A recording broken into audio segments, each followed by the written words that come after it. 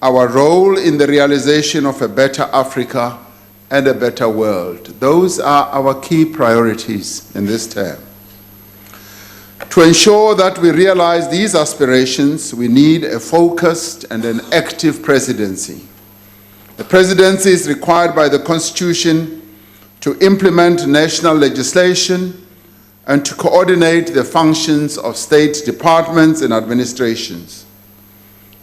It is also required to develop and implement national policy in a coherent and in a cohesive manner to remove policy uncertainty. In the past, this envisioned coordination has weakened. There were frequent reshuffles of ministers and a high turnover of senior managers at both national and provincial level that led to instability, misalignment, as well as created quite a lot of confusion. Public policy must be evidence-based and effectively coordinated. And it is for this reason that we have at the center of government reconstituted the policy unit in the presidency as the nerve center of policy coordination across government. The new policy unit will be leading evidence-based policy making. It will also liaise with a number of think tanks and research institutions and have line of sight of strategic policy interventions. The unit has already hit the ground running by working through the cluster system that we have in government and intergovernmental structures to ensure alignment of national and provincial priorities. In this regard, by the end of August, we will have provincial growth and development strategies that are fully aligned with the medium-term strategic framework that we have at national level. The passing of the National Health Insurance Bill by Cabinet last week is one of the clearest examples of what a focused presidency can achieve. Minister Mkhize has outlined the plans to table the NHI bill before Parliament in the coming days. The establishment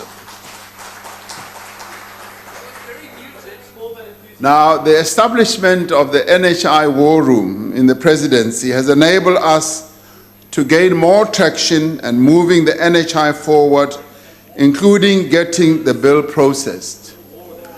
Now, this in many ways confirms the correctness of the positions that we have taken on the NHI. Recently, when we attended the G20 meeting in Osaka in Japan, we got to hear how a number of both developed economies and developing economies are moving towards universal health care. And we were enormously encouraged to move towards universal health care. And in this regard, we are not going to fail the people of our country, as we will have a national health insurance.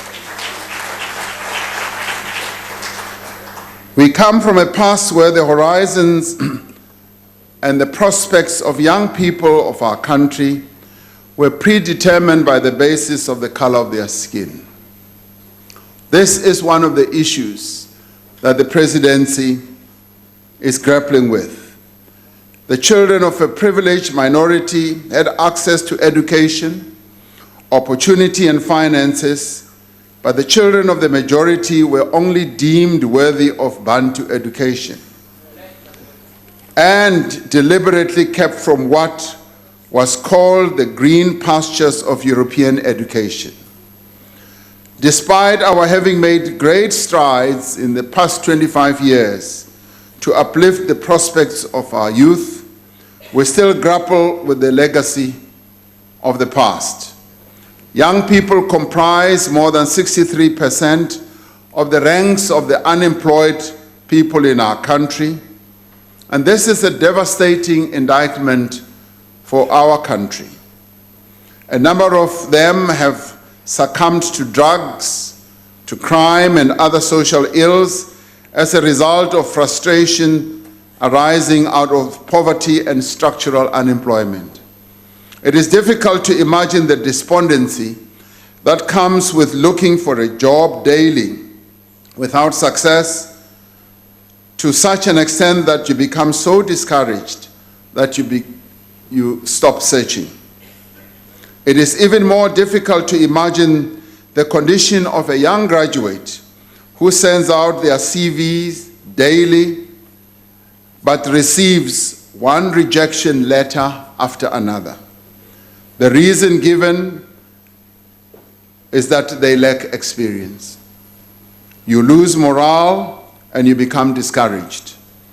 Many more struggle to enter the world of self-employment by running their own enterprises because basic development and small business support programs have limited reach.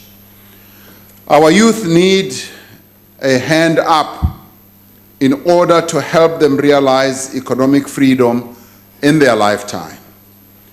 Even in a weakened economy, we are duty-bound to address and remedy the condition of our young people who are not in education, who are not in employment or training, and we simply cannot afford to fail them. In promoting youth employment in a focused manner, we will be bringing the weight of the presidency behind the efforts of national and provincial governments, as well as local government, but more importantly, business as well. We will be doing so in a manner that is both focused and practical. We have a coordinated plan that will be rolled out across government in partnership with the private sector in the business world as well. It is holistic because it incorporates the provisions of workplace opportunities, the SETAs, as well as the Jobs Fund. It is inclusive because it involves working with our institutions of higher learning, such as our TVET colleges, universities, and a number of other community colleges. And this, by necessity, includes a prioritization of the critical skills that are needed by the economy. In doing so, we are creating pathways, not just for young people to obtain gainful employment in the formal economy, but to enable them to be self-employed as well. We want to see young people trained in a number of skills and in a number of disciplines. We must keep young people at school and to succeed in their studies. The Presidency's effort will complement the work of the National Youth Development Agency. It has provided startup financing to more than 6,000 youth-led businesses across the country and has helped already to create 18,000 new jobs. Close to 400,000 young people have received training through the NYDA initiatives in various spheres. This is simply sterling work by the NYDA and deserves our congratulations because they are doing good work. The agency is also working with partners in the private sector to link young entrepreneurs with markets through supplier development programs and revitalizing the National Youth Service Program, which will now be taken on a major scale by government. The NYDA can and should do more. Hence, we will, in the coming years, bring them closer to government and increase their budget allocations as well. As a country, yes, we will increase their budget. As a country that must take full advantage of our substantial youth dividend, we need all social partners on board to support and complement government efforts. The Youth Employment Service has been hugely successful in bridging the divide between education and entry into the formal workplace. Other initiatives such as Harambee Youth Employment Accelerator and the Gauteng Provincial Government's SEPO 1 Million program are programs that are worthy of recognition and applause because they are targeting young people. It is these kinds of initiatives that we want to build on and to replicate right across the country. The private sector has a critical role to play in facilitating this process, and most importantly, by following government's lead and doing away with the onerous barrier of work experience. More advantage should also be taken of the employee tax initiative that is a win-win solution for both employers and young applicants. For the effective implementation of our 7 priorities, the structures of government will need to function with maximum coordination and cooperation as well as envisaged in our Constitution. The truth is that lack of coordination between national and provincial governments, between government departments, and particularly at local government level, has not served our country well, but more importantly, has not served our people well. We have slid into a pattern of operating in silos, where each government department, each structure of government operates on its own without much reference to the others. This has led to lack of coherence in planning and implementation and has made monitoring and oversight of government programs difficult. It has become a significant deterrent to investment as business people have had to move from pillar to post in search of support and services in what are essentially the same sectors.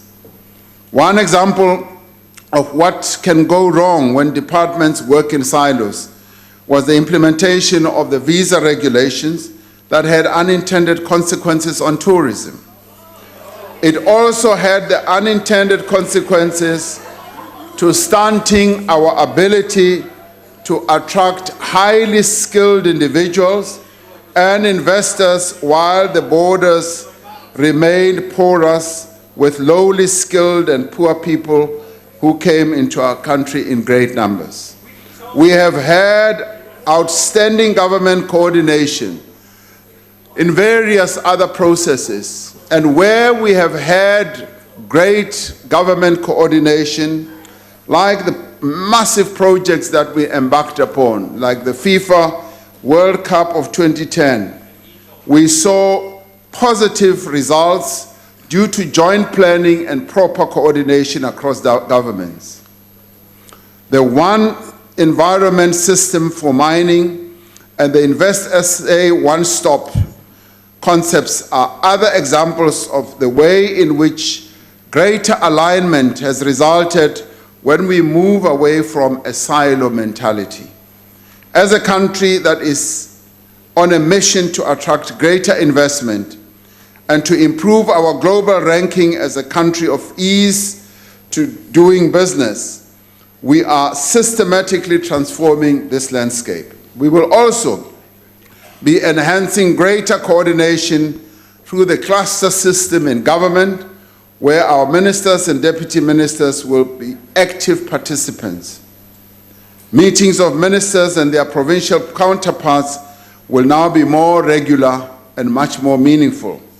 When we plan to bring 1 million tourists to experience our brilliant hospitality and heritage, the minister and their provincial counterparts will be able to tell the nation how and to what city and small town in great detail where these tourists will be accommodated.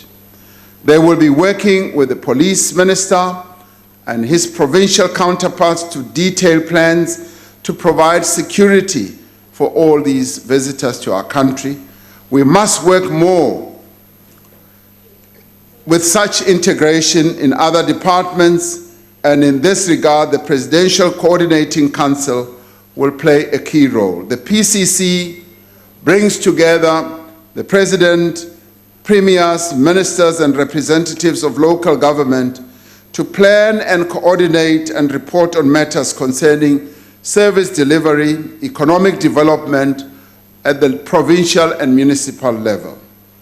It enables the President to interface with the leadership of provincial and local government, and it is here that we are able to get a clearer picture on issues of implementation, but also of the state of municipal finances and expenditure. This administration will be focusing the agenda of the PCC in order to sharpen and strengthen cooperative governance and to implement a well-coordinated as well as a coherent national program of action.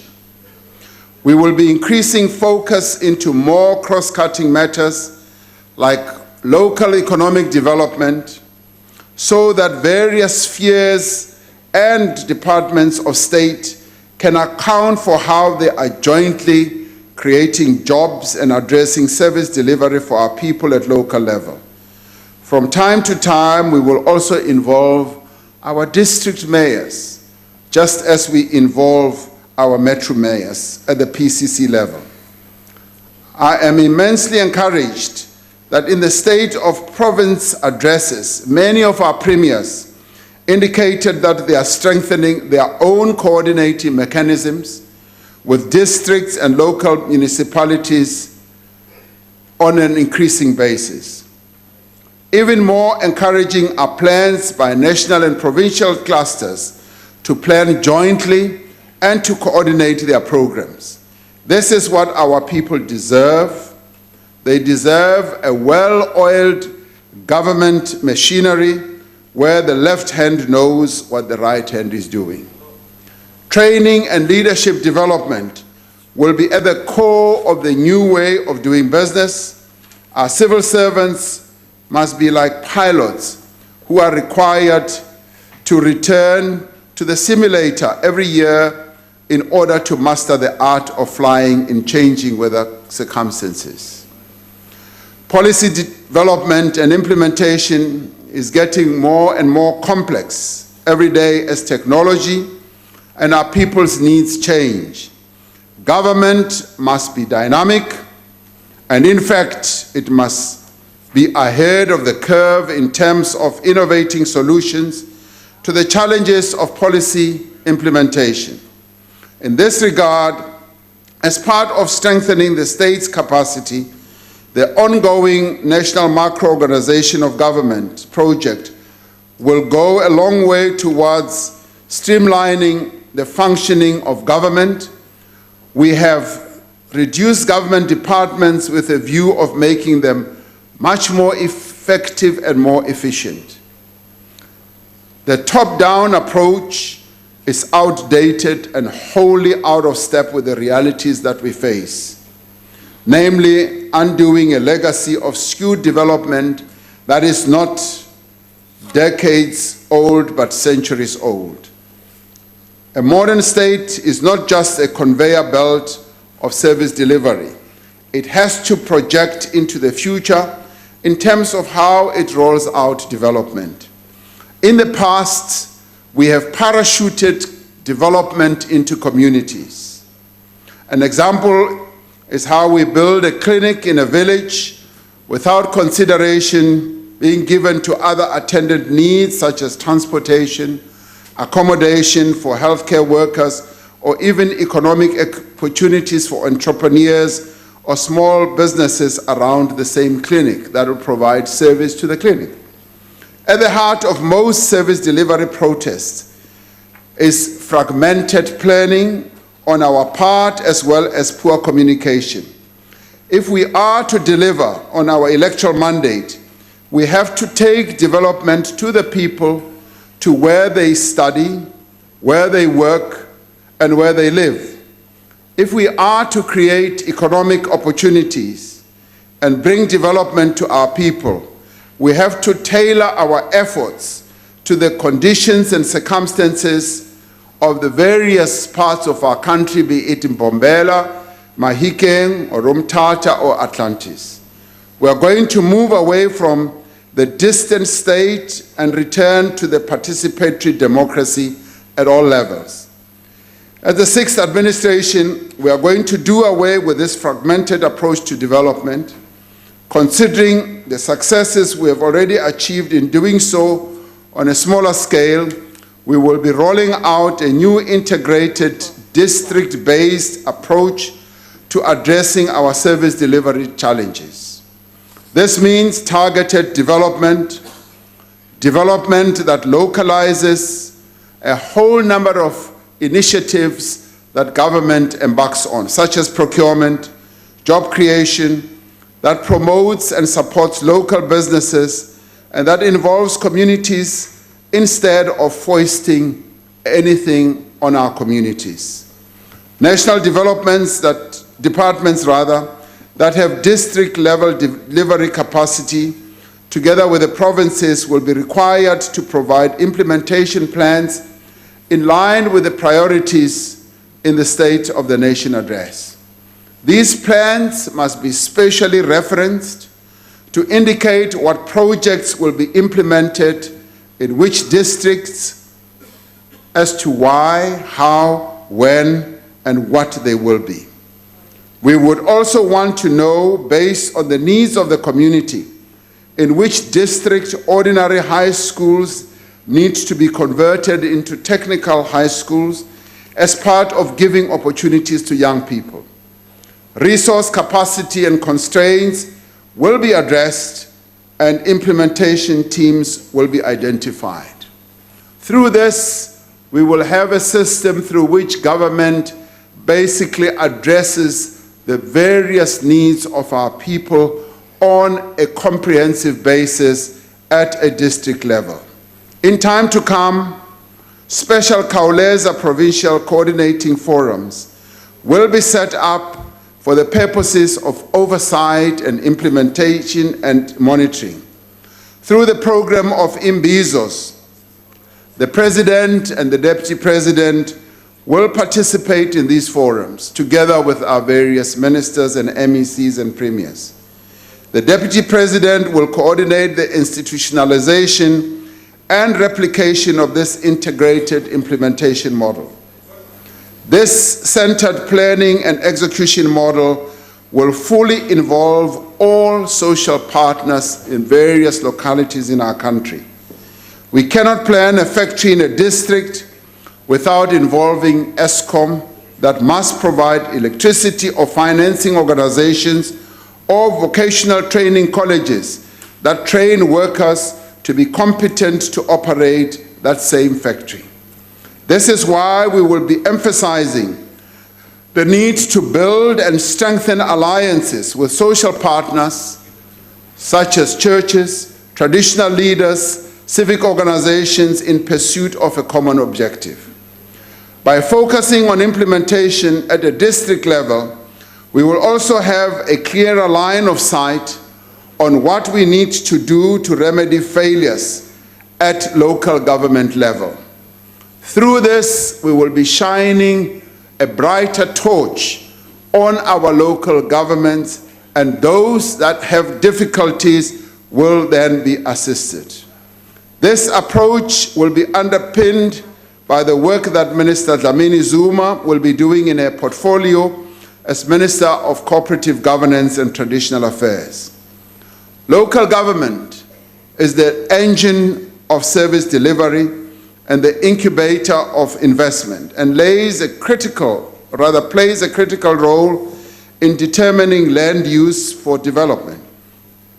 When an automotive manufacturer or a soft drinks company wants to set up shop, they do not go to the lawns of the union buildings. They go to our provinces and municipalities.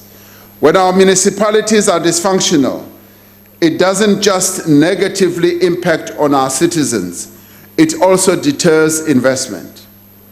Because implementation will be tracked more closely under this integrated district-based system, we will be able to pinpoint with precision our level of intervention to make local government more effective. Madam Speaker, Decentralized and people-centered development fulfills two critical imperatives. Firstly, it gives effect to the constitutional imperative of cooperative governance.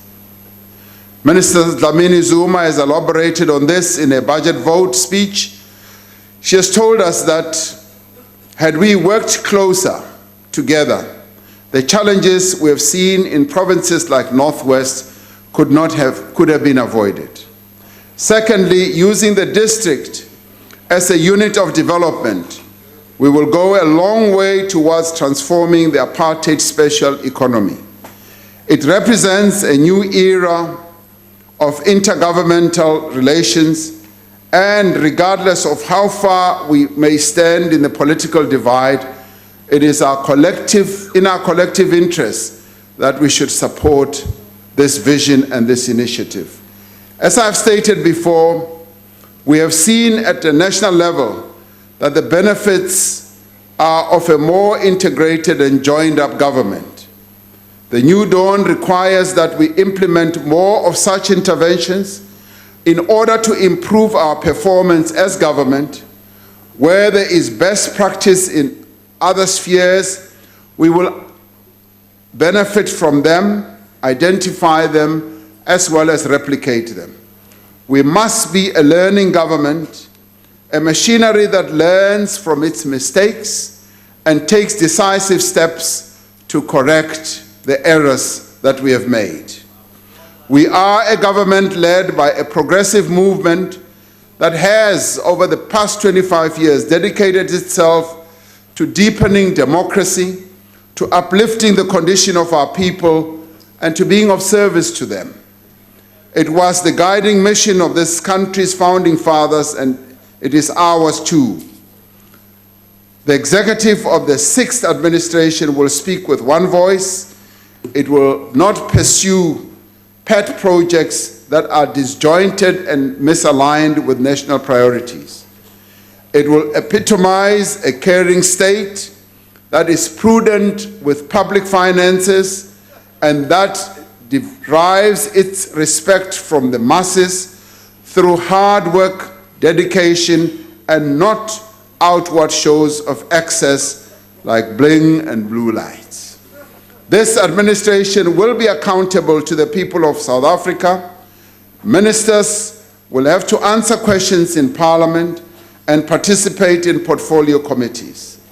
Our Deputy President, in his capacity as leader of government business, will continue to report regularly to Cabinet on all these matters.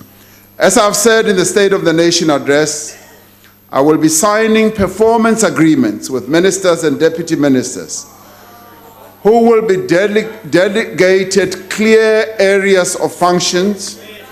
We expect, watch this space. We expect to finalize these performance agreements by the 1st of September, when the MTSF with clear deliverables for each minister is approved by Cabinet. In the State of the Nation address, I said that concern for the state of the economy was one of the issues that we wanted to focus more attention on. The ministers in the economic cluster have already elaborated on urgent steps that they are going to take to refuel the engine room of our economy. From growing small businesses to attracting higher tourism numbers, to the potential of recent offshore oil and gas discoveries, to the reimagined industrial strategy that we also outlined. Minister Patel, in his budget vote, elaborated on reimagining our industrial strategy. And this is important because we've now moved to the era where we now want to focus more attention on various sectors of our economy, and where sectors demonstrate greater growth, we will focus on those sectors and revive those sectors that may be struggling. We have a framework in place and expect master plans for each of the identified sectors before we host the second investment conference that we will hold in November. The Presidency will continue to lead the national investment drive and to meet our goal of raising 1.3 trillion rand in the next 5 years. By focusing on the specific sectors, this money should be directed to programs that are viable and programs that will be able to create jobs. In preparation for the upcoming second investment conference, our provinces are busy devising provincial investment books to inform the National Consolidated Pipeline. In the SONA address, I also stated our immediate policy milestones aimed at boosting investment. And these include an action plan on an effective visa regime for tourism and high-skilled immigration, a policy directive on the release of the spectrum, an integrated and comprehensive youth employment strategy, a national action plan to tackle extortion and violence at economic sites, especially the construction sector, finalizing the integrated resource plan, launching the Township Entrepreneurship Fund, and stabilizing Eskom and detailing a roadmap for Eskom's future, presenting progress on the public-private growth initiative and the country's investment pipeline, releasing our approach to land reform informed by the advisory panel's report, developing reimagined industrial strategy master plans, engaging with organized business on the ease of doing business roadmap. In the coming weeks, we will also give progress report on the implementation of the stimulus package that we announced last year as we move towards its first anniversary. Our roadmap to achieve top 50 status in the World Bank's Ease of Doing Business Index is already being presented to key stakeholders as it seeks to remove the barriers of success for business, including small business. Infrastructure development remains at the core of our economic growth efforts, and we will continue with the process of budget reprioritization in order to revitalize our infrastructure build program, which is being led by Ms. DeLille.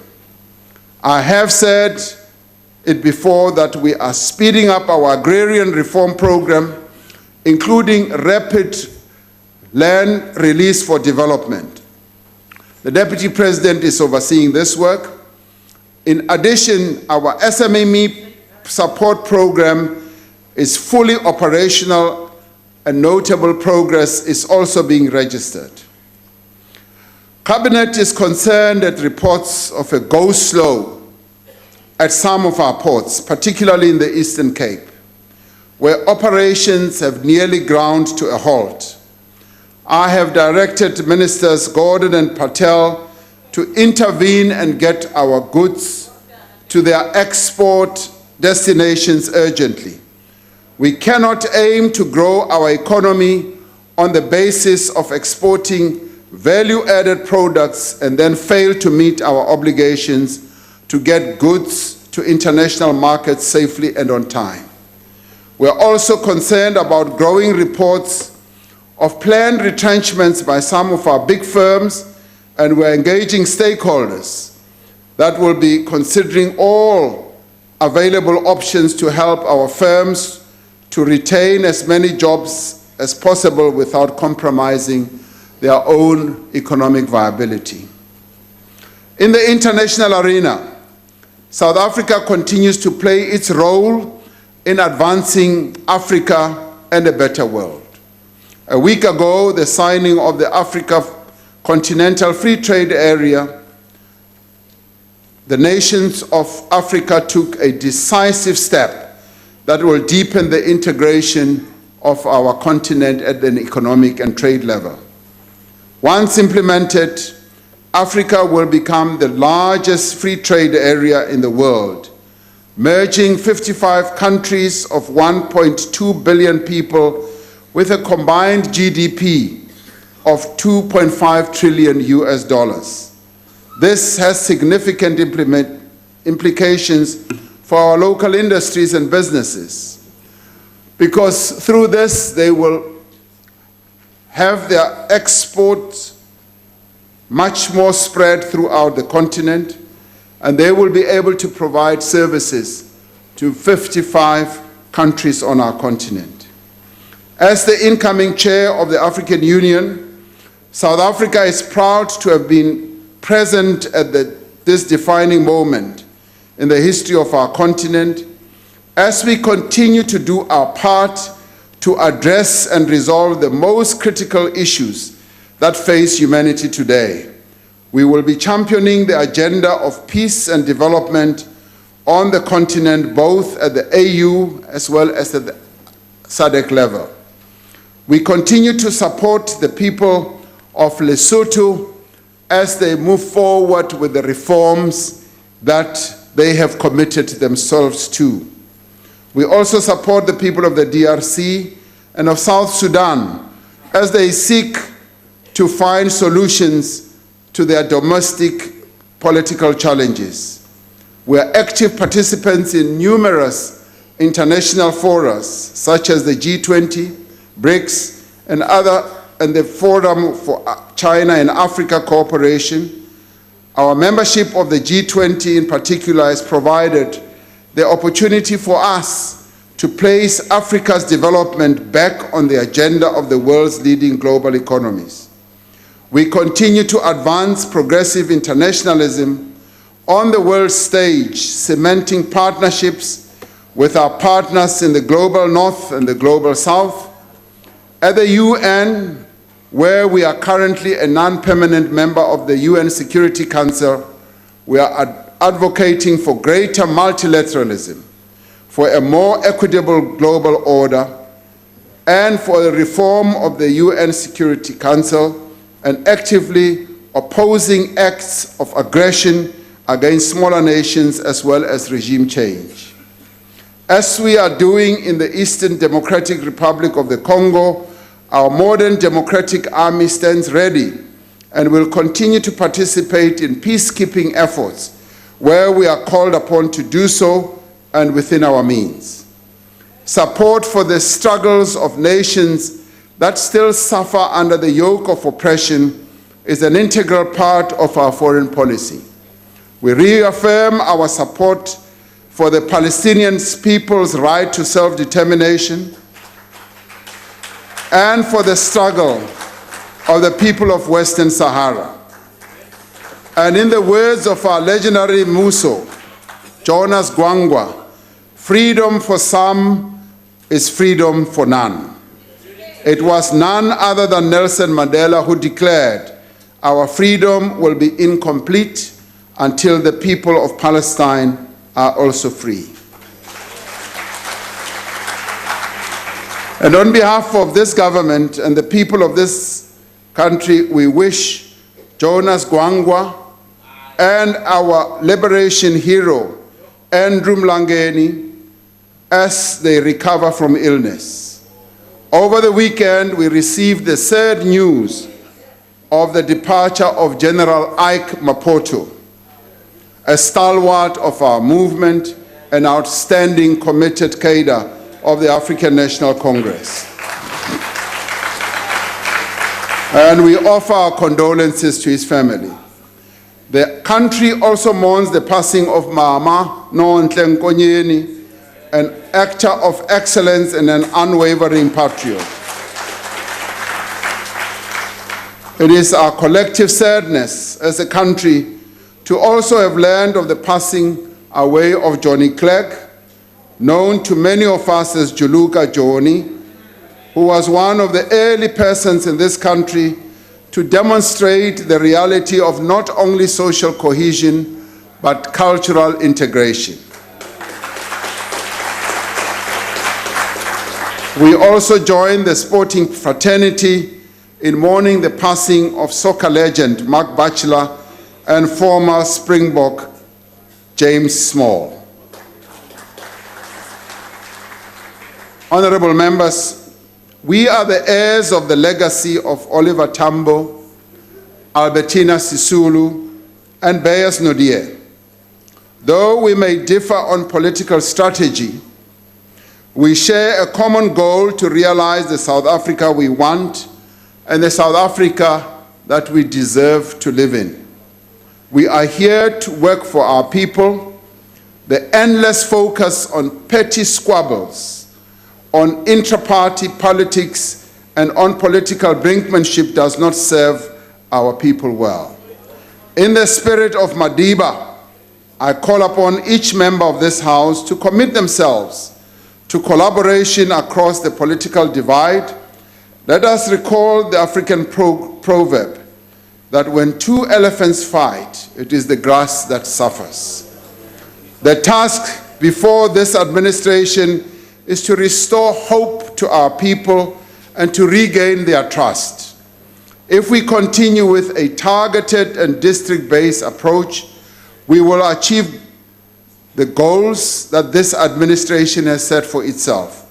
We will deliver to our people on time, and we will be able to achieve all that we seek to deliver to them on budget. We want, and indeed we need, a joined-up government, one that works for our people. As I conclude, let me reiterate that the dream of the South Africa we want is shared by all, including our dedicated and ethical public servants.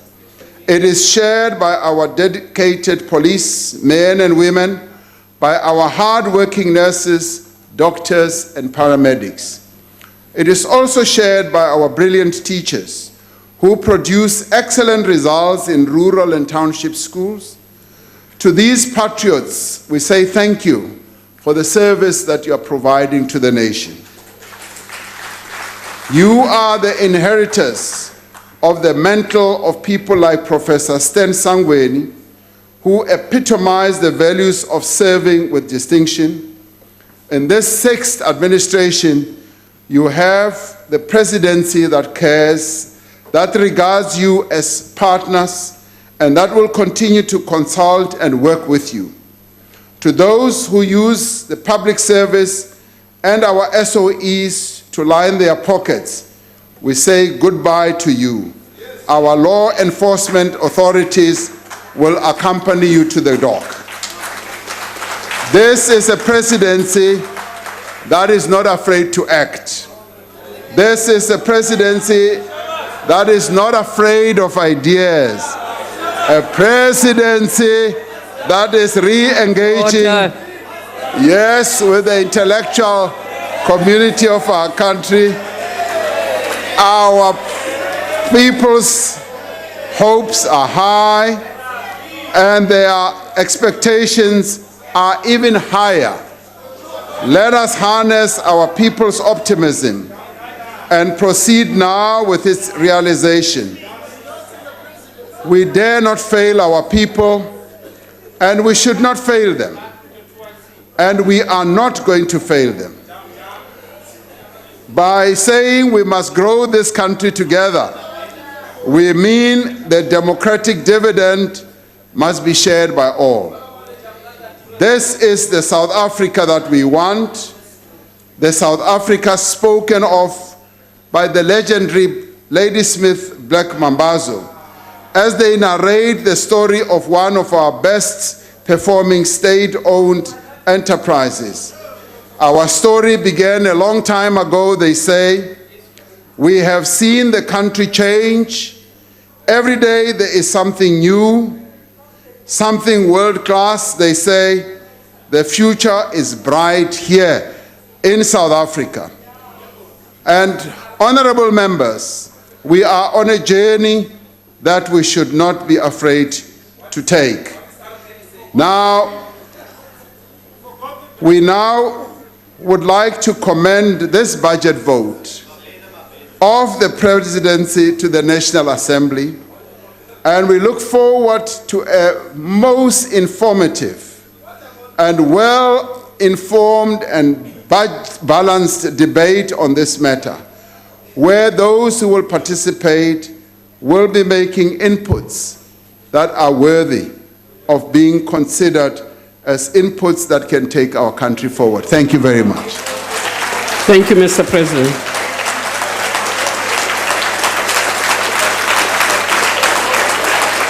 All right, and so there we finish there with President Cyril Ramaphosa having delivered the presidency budget vote.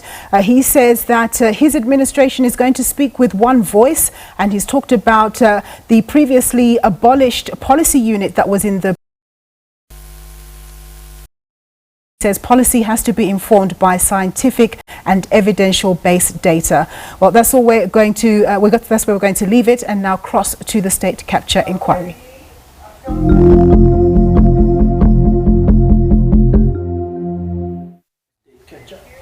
Day 3 of his testimony, former President Jacob Zuma has been asked to explain how the ANC deployment works. Zuma has denied claims that he insisted on the appointment. Importance of enhancing nation building and social cohesion as one of our priorities. The great leader Utatu Nelson Mandela once said, and I quote, "For to be free is not merely to cast off one's chains, but to live in a way that respects and enhances the freedom of others." Close quote. In honor of this great son of the soil, we collectively hold the responsibility to ensure that we advance South African transformation agenda in a manner that meaningfully enhances the freedom of all South Africans. Indeed, true freedom can only materialize through targeted efforts to bring all South Africans into the mainstream of our economy. Honorable Speaker, one of the mandates that underpins the budget vote of the presidency is the responsibility the presidency has derived from the Constitution of promoting nation building and social cohesion in addressing the national grievances. The preamble of our Constitution lays the foundation for our nation's noble mission of building social cohesion, and I quote, "South Africa belongs to all who live in it, united in our diversity." The preamble, close quote, the preamble further establishes the Constitution as the supreme law of the Republic, seized with the mandate to heal the divisions of the past and establish a society based on democratic values, social justice, and fundamental human rights. More importantly, the Constitution calls upon to free the potential of each person and build a united and democratic South Africa that is able to take its rightful place as a sovereign state in the family of nations. Honorable Speaker, our inherited legacy of the past on race, class, gender lines has the potential of fueling national grievances, which today are rising more sharply than ever as we push forward with the construction of a national democratic society. This fueling is driven primarily by deepening poverty and inequality, which give rise to nationalism at both poles of society and merely compounds the contradictions instead of building a new society. Honorable Speaker, building a nation is one of the most challenging and yet exciting projects a nation and its people could embark upon. A nation-building project only succeeds if and when unity is forged without seeking to emphasize the force of diversity, but to accentuate and celebrate such diversity, our unity in diversity. Honorable Speaker, as we continue to evolve as a nation, the founding pillars of our constitutional democracy must continue to find expression in the work that we do. As we strive forward in the spirit of our Constitution, we must decisively continue to remove the barriers that hinder millions of South Africans from enjoying the better quality of life. Indeed, as we push back the frontiers of poverty and underdevelopment, values of social justice, equal opportunities, and inclusivity must continue to underpin the work that we do. Our parliamentary programs and processes shall therefore be geared towards ensuring that our people are empowered and access means to have a better quality of life. Unemployment, Honorable Speaker, cannot be delinked from human dignity.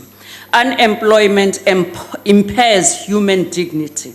It is indeed an incontrovertible fact that unemployment infringes human dignity, as those with means are taking advantage of those who do not. At times, do treat the unfortunate as something less human. Honorable Speaker, as we strengthen our oversight work to ensure accountability, honesty, and corruption-free governance, this will strengthen our nation-building project and protect the poor, who are the most vulnerable to acts of corruption. Honorable Speaker, transformation of society is measured by how it impacts upon the poorest and those in poverty. We have to take seriously the trust put in us by the people of this country to represent their interest and their will in this House and be the defenders of our hard-won democracy. Honorable Speaker, we are tasked to expedite the building of a united, non-racial state based on the will of the people without regard for class, race, sex, belief, language, ethnicity, or geographic location. We are tasked to build a dignified and improving quality of life for all the people, especially the poor, by providing rights and opportunities to all citizens as enshrined in the Constitution, and the restoration of the birthright of all South Africans regarding access to land and other resources. For this to happen, Honorable Speaker, we need to address the national grievances largely reflected in the national question and the land question. Honorable Speaker, Hlonishwa somlomo wethu, siye saphuma sisemkhankasweni welkhetho kuleti nyanga letimbili letengcile. Siye sasabela mongameli makasithuma, sasho ukuthi akasithume sikhona, sasabela sahamba sayowenda umsebenzi. Kuloko mhlonishwa somlomo siye sathola inhlupheko yebantu bakithi. Lokusele kithi ukuthi sihambe silethe tinsita ebantwini. Singasabuyeli kubo siyobabuta ukuthi bakhala ngani. Sikubonile indzaba yemhlaba ibalekile kakhulu. Siyabonga mongameli ngalelithimba lewuhlanganisile lelitohola usekela mongameli ukuthi libuyekete libuke kahle lendzaba yemhlaba. Siyabonga futhi nekuthi ukushito kunkulumo yakho yesive ngaFebruary kuyo lendlu kuthi kubuyeketwa kwemhlaba kufanele kwendeke futhi kufanele kuqale kulomhlaba lophethwe matiko ahulumende kuthi lomhlaba ukhululelwe ebantu bakithi labahlala emaplasini emhlabeni lo hulumende angakhoni ukuthi angamikisa tinsita kuwo kude lomhlaba lo wakhele ebantu bakithi tindlu, ebantu bakithi bafakelwe gezi, ebantu bakithi bakhele imitfoyi, ebantu bakithi bakhele imigwaqo kanye netikole. So indzaba yemhlaba indzaba leshisa kakhulu eveni laseNingizimu Afrika. Kungako somlomo lohloniphekile kubalekile ukuthi silisupport leli committee lelitawusungulwa leli committee lelitawubukana naloku chibiyela kwemthetho sisekelo wethu njengoba siresolvile siyasathatha sinqumo singikhongolose kule nkomfa yethu besinayo 2017 eNasrec sathi umhlaba kufanele ubuyele ebantwini ngaphandle kokuncepheteliswa sisakusho nanyalo siyesaba nalo lithimba kule parliamente lengcile sasho sathi leli thimba leli alihambe iningizimu Afrika yonke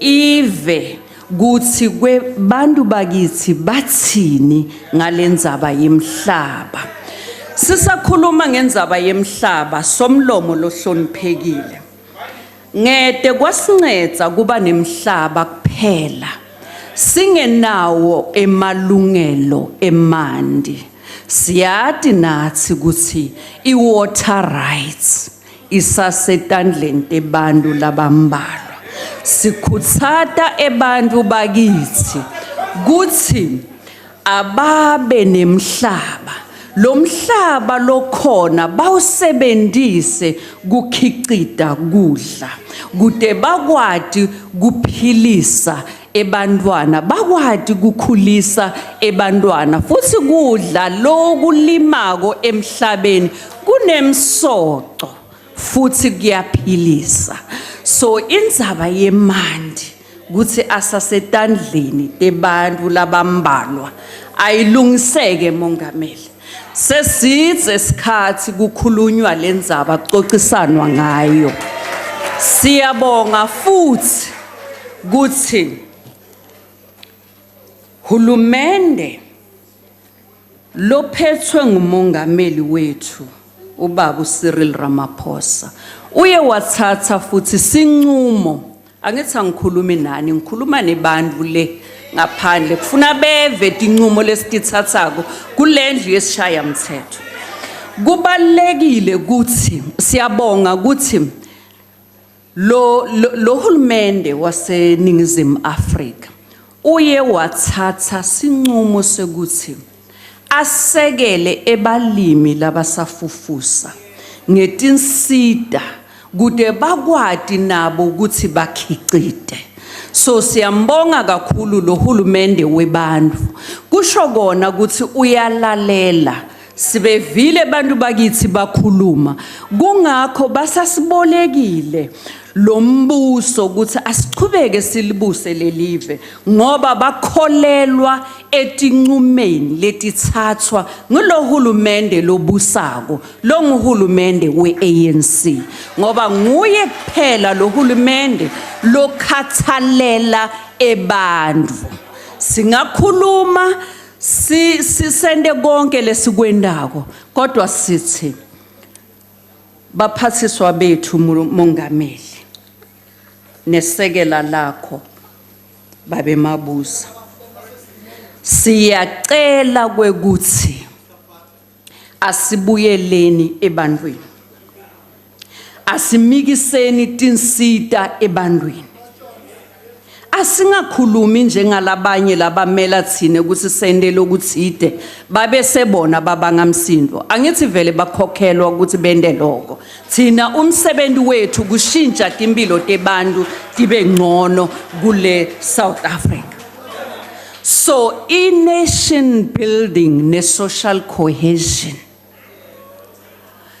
nale national development plan yethu iyakusho lokho kuthi kufanele sikukhuthata angeke kwawa njengemana labuya ezulwini kufuna thine sikwende futhi kufuna kuqale nalakithi simalunga eParliament tendo tethu kufanele tikhombise lubumbano nelithando kude labantu labasithumile babone ukuthi lento lesiyikhulumako iyendeka, asimemedi kuphela kepha siyenda ngetendo. Mhlonishwa Somlomo,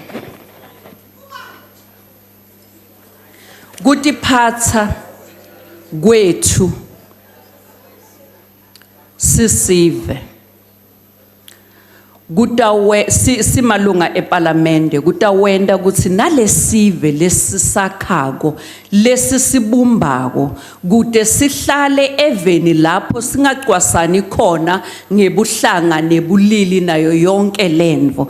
Kufanele kwekuthi sikwati ukuthi lomhlaba loshisa libundi ubuyeselwe ebantwini. Lokwendekile kulesikhathi lesengcile ngaleta tikhathi tabo Fervurdi nalabanye lababo khokho walabanye bethu kulendlu. Loko lokwendekile amange kube nebulungiswa.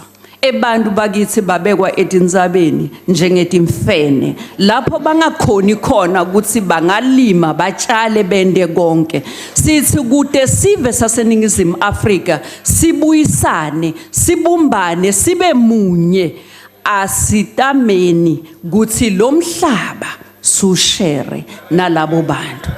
Siyasho futhi ukuthi siyababonga nalabo labanelo mhlaba lababelimi labanemhlaba lomningi labo laba basherela leti 70 tabo batinikete lo mhlaba kude tikwati nato kuba banini mhlaba bawu-own lo mhlaba baphinze bawusebente. Siyababonga labo ba progressive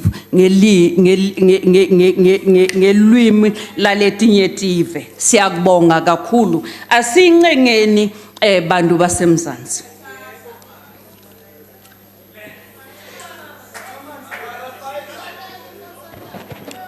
Mhlonishwa Somlomo,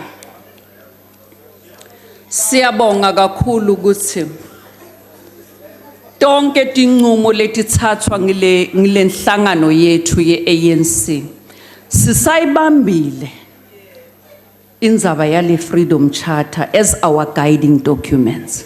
Sisayilandzela sisayincenga. Siyababona nalabo labafika la batishaye sengathi ngabo labaqhamuka nalelisu balabaqhamuka naleto tinqumo.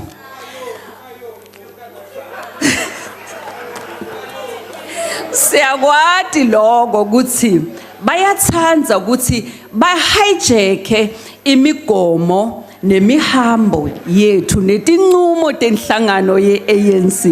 Bayadati futhi nabo ukuthi bayakwenda lokho. Siyababeketelela ngoba vele bantwana bethu kodwa liqiniso licacile kwekuthi lokho lokwendekako letinqumo tenhlangano ye-ANC. Sengcina Somlomo ngithanza kusho kwekuthi ngithanza ukugcizelela Somlomo kubalekile ukuthi siphathane kahle njengesive. Kubalekile ukuthi siphathane kahle njengemalunga eParliament. Kubalekile ukuthi noma sihlukana ngokwembono asikwende lokho ngendlela leyakhako. Asithi masita la kule podium singafiki sikhulume tindvo letingekho. Asiboniseni sisho ukuthi singalakha njani lelive kuya embili. Ngalawo mavi ngithanza kusho ukuthi ukhongolose uyasupporta lesabelo timali salelu hovisi lebomngameli. Futhi siyasho ukuthi bungameli bethu abuchubeke bungenelele emaveni angaphandle kube nekuthula kuleli vekati lase-Afrika. Asichubekeni singiningizimu Afrika sibe sibonelo lesihle. Somlomo ngishiya liminute linye ngishiyela lota emva kwami. Ngiyabonga. Ngiyabonga Mike.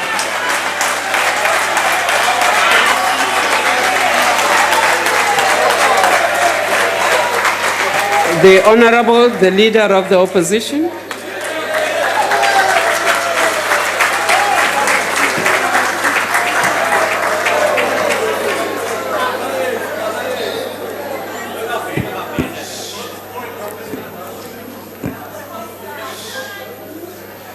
Madam Speaker, honorable members, fellow South Africans, bagaetsho, dumelang.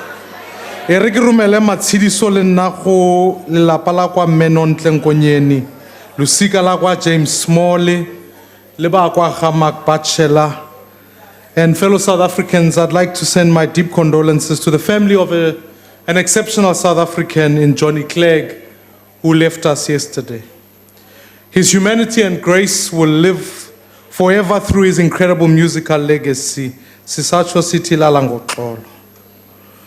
Tomorrow, fellow South Africans, we honor the birthday of another great South African, a statesman, when we celebrate Utata Nelson Mandela, as known as Mandela Day.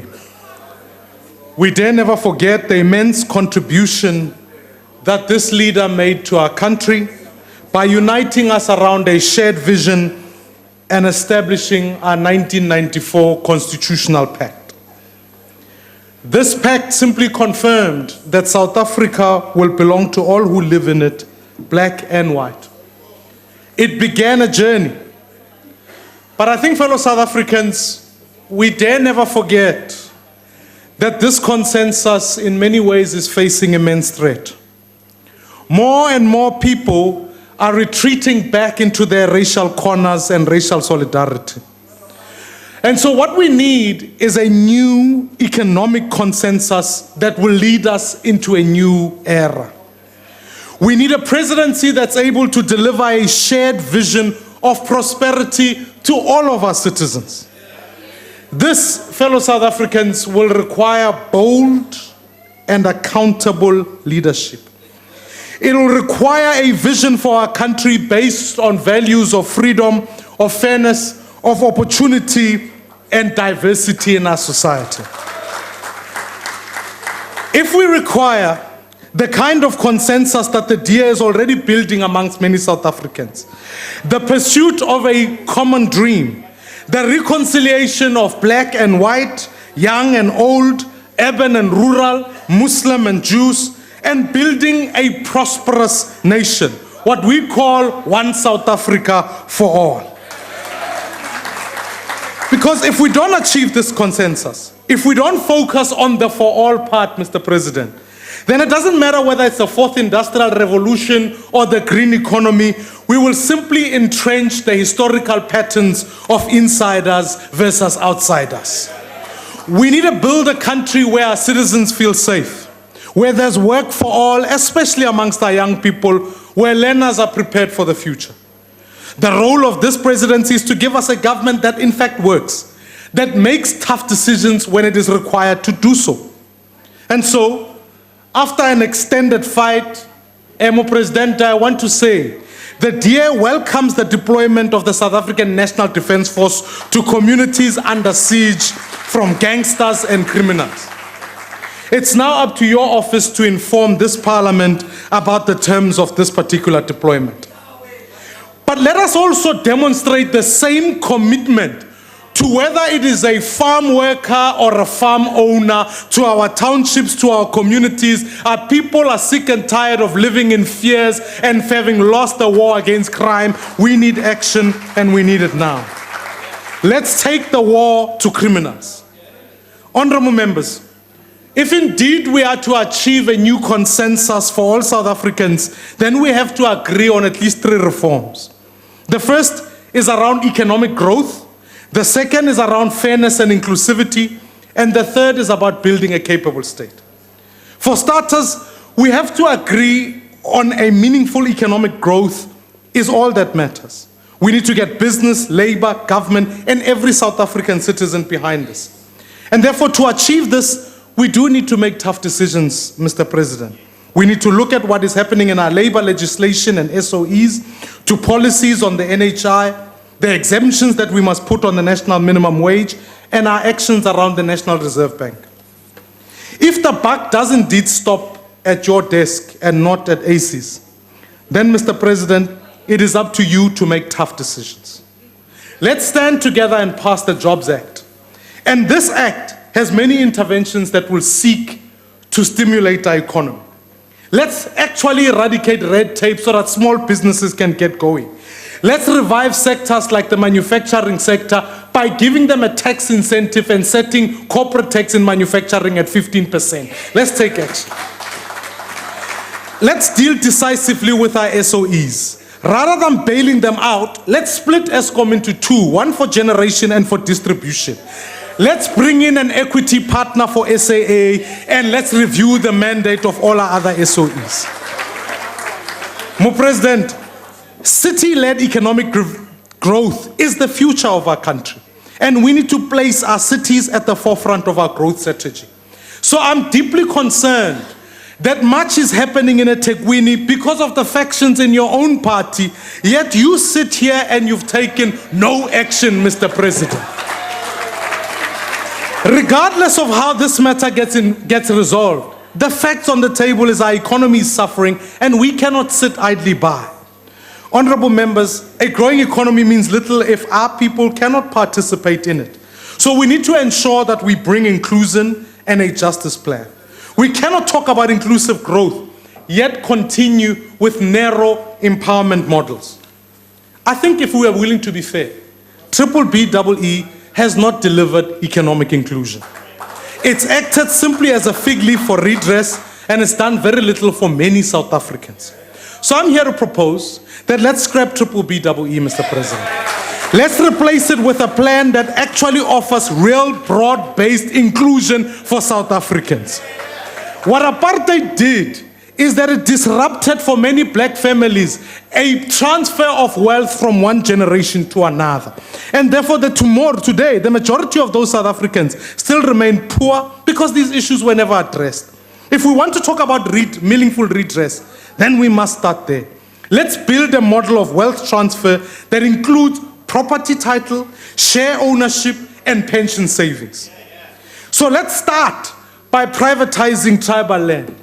Let's start by privatizing government-owned land and let us give title to the people of this country once and for all. At a stroke of a pen, we can ensure that land is transferred to our people. The protection of private property rights is the bedrock of our economy and the future of our nation. Furthermore, once we've stabilized and privatized SOEs, let's distribute shares to our people. Now we can begin to talk about share ownership, savings, and pensions for many South Africans who have not seen them. But none of these economic and societal reforms will be possible without bold leadership and building a capable and uncaptured state. 5 months ago, during your State of the Nation address... Honorable Maimane, please hold. Honorable members, you are now drowning the speaker at the podium. That's not allowed. Order. You can howl all you want, honorable members. You are allowed to converse, just don't drown him out. Please continue, sir. 5 months ago, during your State of the Nation address, you told us you were the man of action. In fact, you quoted Theodore Roosevelt and had us believe that you were the man in the arena, the doer of deeds, whose face is marred by dust, sweat, and blood. But in reality, all this presidency has produced so far is plans, commissions, and promises, and more conferences. We need to see action, and we need to see it now. You've spoken at length about cleaning up the state and government, but this has not been beyond talk. The SIU is still lying dormant. The NPA has no money to operate. No one has been charged. No one has been prosecuted. No one has been arrested. In fact, many of them are sitting here, Mr. President, chairing committees. Mr. President, that's not the man in the arena. That's the man watching the arena. Your office needs to be defined by action, not just by words. Honorable members, I want to call upon all of us. we must establish an oversight committee over the presidency. It's often been said that in the writing of the Constitution, which Mr. President you were part of, you maybe thought of Nelson Mandela instead of thinking of Jacob Zuma. Therefore, an oversight committee will ensure that whether it's President Zuma, President Mandela, anybody, any future president, the office of the president will be accountable to the people in this parliament for once and for all. I would urge that the presidency's budget should not be spent on legal fees as we saw in the previous term. So, Mr. President, may I recommend, whatever the public protector finds against you, you must show an example by paying for your own legal fees so that we are not using South Africa's money to defend yourself. But here's my concern, Mr. President. What I saw in the Zondo Commission should have spurred anyone into action. But we've seen nothing yet. Mr. Zuma's testimony should either be that of a deranged individual or someone who's actually telling the truth. In Zuma's own words, he says the 9 wasted years were party. There were many who are sitting here who were party to those decisions to do in those 9 years. In fact, he says it was the deployment committee which you headed up. So, Mr. President, you sat at number 2 to number 1. So all I want to know, and you were silent then, will you be silent now, or will you take action and guarantee this House tomorrow when you come to respond that you will go to the Commission and tell and set the record straight for all South Africans? We need action, Mr. President, and we need it now. We cannot sit idly by. I think in the words of former President Nelson Mandela, we can only rest for a moment, for with freedom comes responsibility. And we dare not linger longer, for our walk is not ended. Mr. President, you dare not linger. You can either choose your party or you can choose the country. You need to change what is working, because if we do more of the same, we'll get more of the same. If you choose the path of reform, I've given you my undertaking. You have a partner with us. We will work with you. But if you choose your party, then we can build. If we work together, we can build the consensus that will lead us into the next decade. But if you choose not to, and you rather not upset your fellow comrades and keep status quo, the people of this country will march and bring change, and will be with them, and I will stand with them. The choice is yours, Mr. President. Ke a leboga. Siyabulela. Enkosi. The Honorable Malema.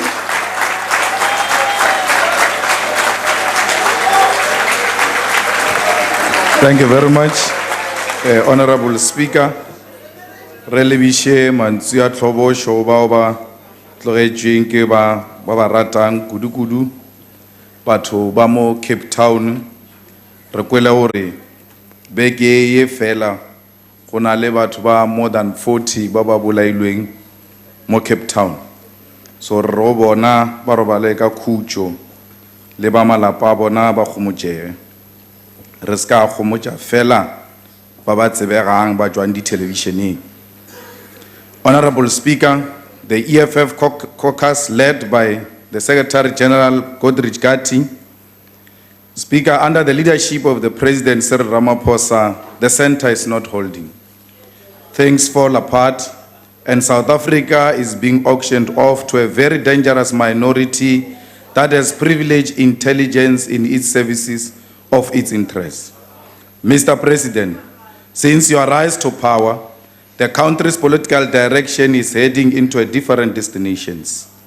The evidence is seen in key state institutions that are not showing any improvement at all, and there is no evidence whatsoever that they will improve in the near future.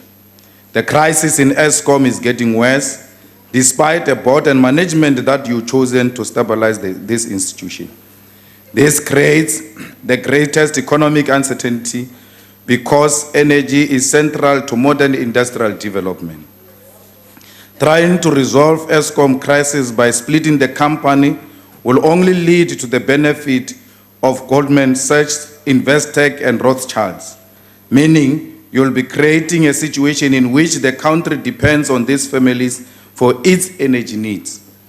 Once South Africa depends on Investec and the Rothschilds to put on the lights, it is the end of the historic and revolutionary objective to liberate our economy from white monopoly capital. There is a crisis in Transnet, and again, this is despite the board that was appointed by you, and worse, in Transnet, African leadership has been marginalized, but still there is no sign of improvement. There is a crisis in SAA, again, this despite the board and management appointed by yourself. There is a crisis in Dinel, which is struggling to pay salaries, and the board and management of Dinel were also appointed by your good self. But the most dangerous development under your watch, Mr. President, is the direction in which you are taking the Public Investment Corporation. As you know, the PIC is one of the most important institutions in the economy of South Africa, with over 2 trillion assets under management. With the current board appointed by your Minister of Finance, my homeboy, with due respect, you have effectively donated the PIC to a capitalist faction led by Trevor Manuel and his wife, Maria Ramos, who was involved in fixing of the South African currency. She has confessed to that.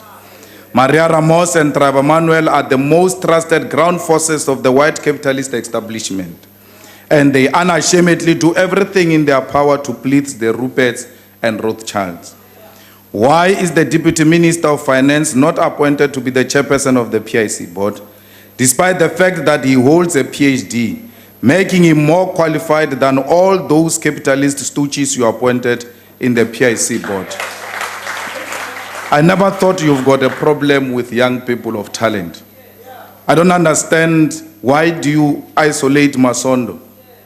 You remind me of the days when Mbeki isolated Peter Mokaba, and Peter died asking the question and asking for a meeting between President Mbeki and President Mandela, wanting an explanation of what he did. Till to his grave, Peter was never given an explanation as to what he did wrong to the movement. I see the similarity in wanting to destroy Masondo. You appointed the former Deputy Minister of Finance, the most intellectually challenged man, to lead the PIC. And then when a man of intelligence and a man who's got all the qualities to lead that institution comes, you isolate him. Honorable Malema, Yet you... please take your seat. I've got a point of order. No, thank you, Chairperson. I'm rising on Rule 84. Rule 84. Yes. Please continue. Yeah, in particular, in the reference to the former minister, deputy minister as intellectually challenged. I think it's unparliamentary. Thank you.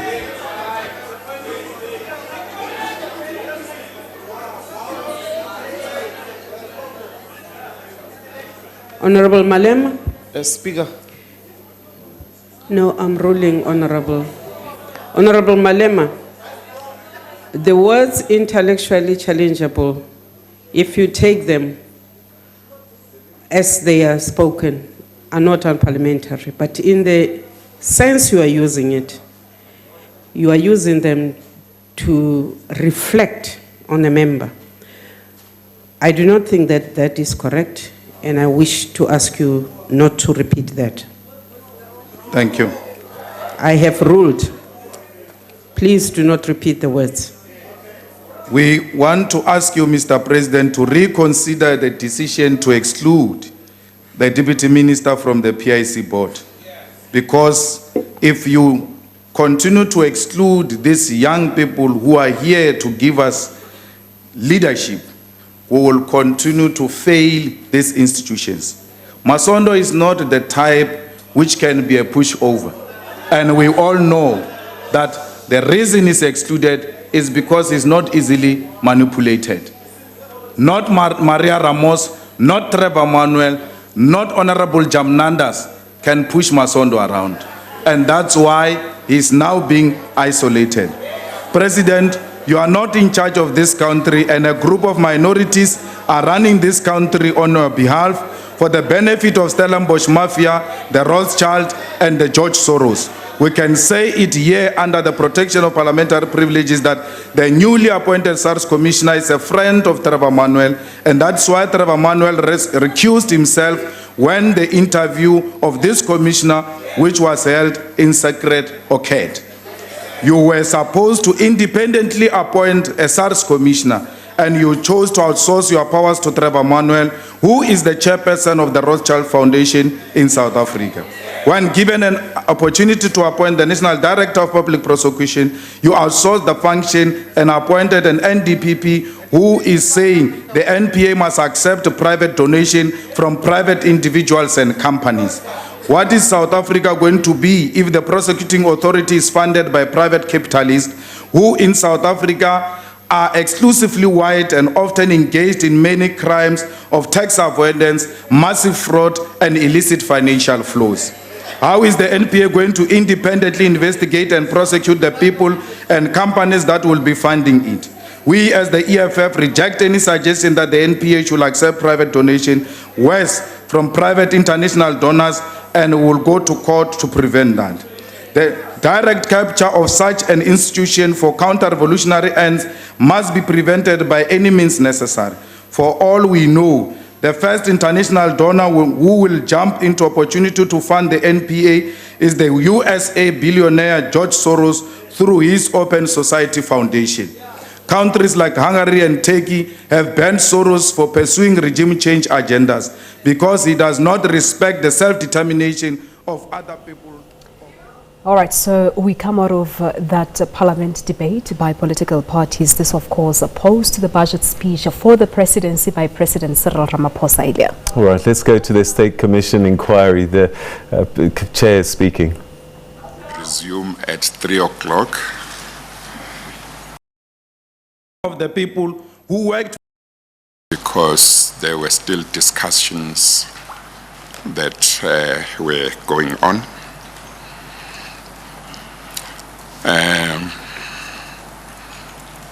As you know, we adjourned because and its political principles are primarily at the helm of a media cabal and a faction whose role is to lynch anyone who expresses or speaks against the formation of the unit and its illegal activities.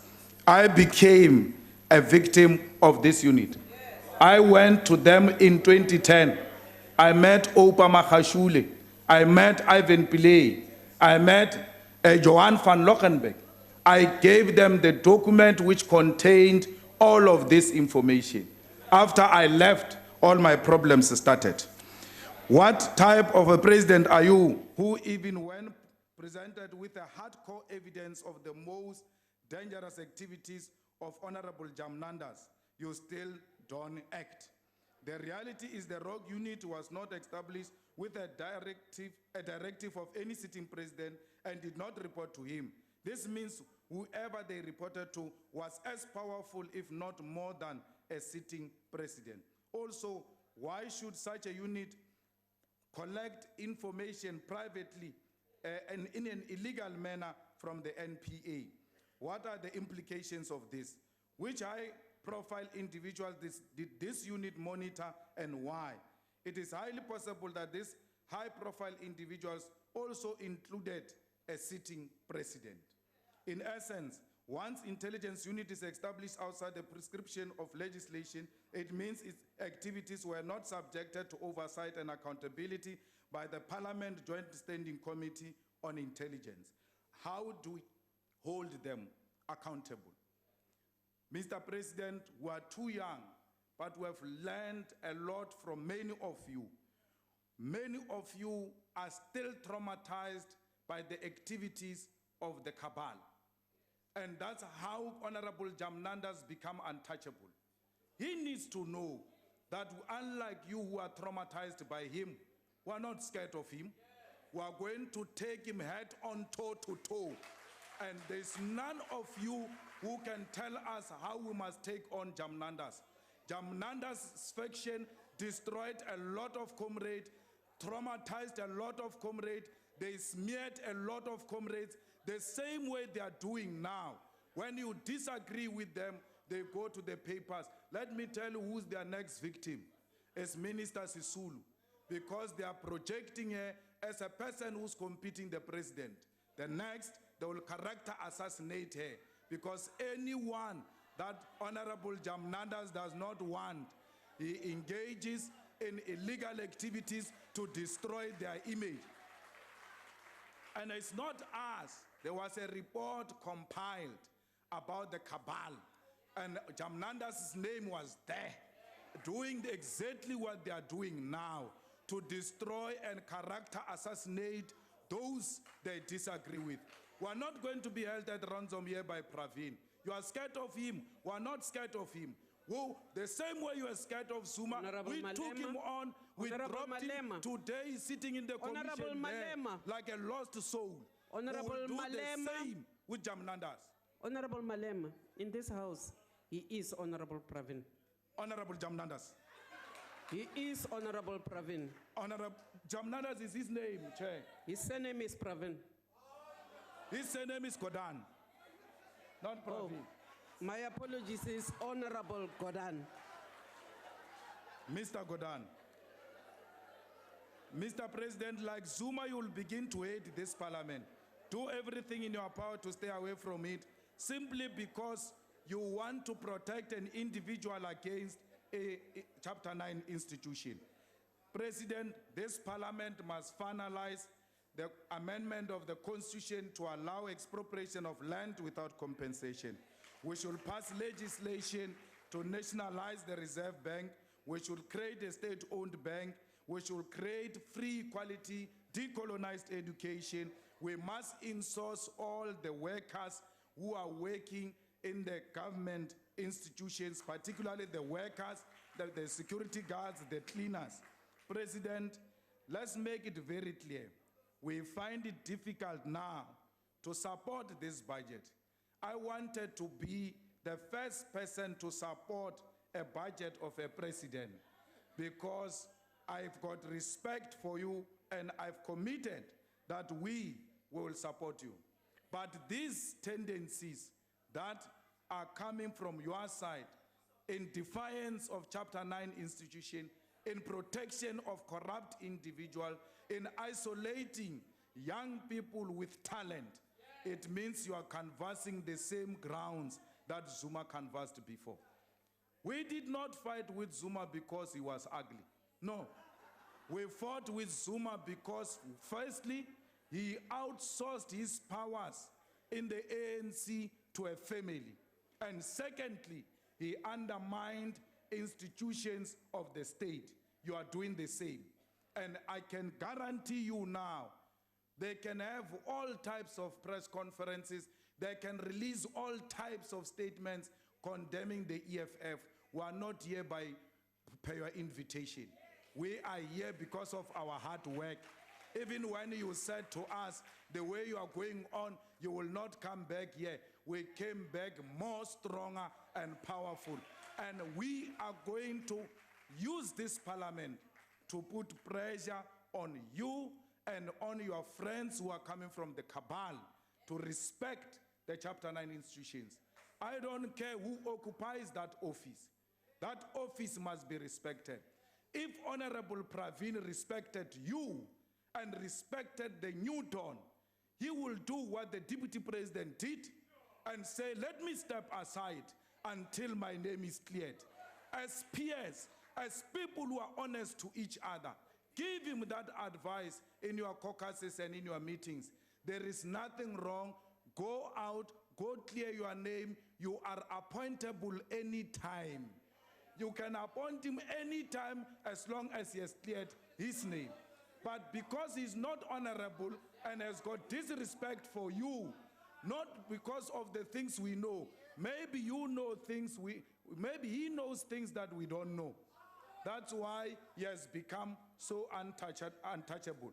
You even join in interdicting the remedial actions of a public protector in protection of an individual against Chapter 9 institution. when this parliament degenerate, when the situation degenerate in this country, you'll have yourself to blame. We want President Zuma repeatedly. I wanted to enjoy this parliament. I wanted to enjoy your presidency. You've got the best chance ever to lead us out of a nightmare of disrespecting institutions of the state. When you get such an opportunity, you mess it up by protecting an individual. And this individual has got no respect for blacks, in particular Africans. Every little African talent we have known of, he has single-handedly destroyed. Our comrades are projected as criminals.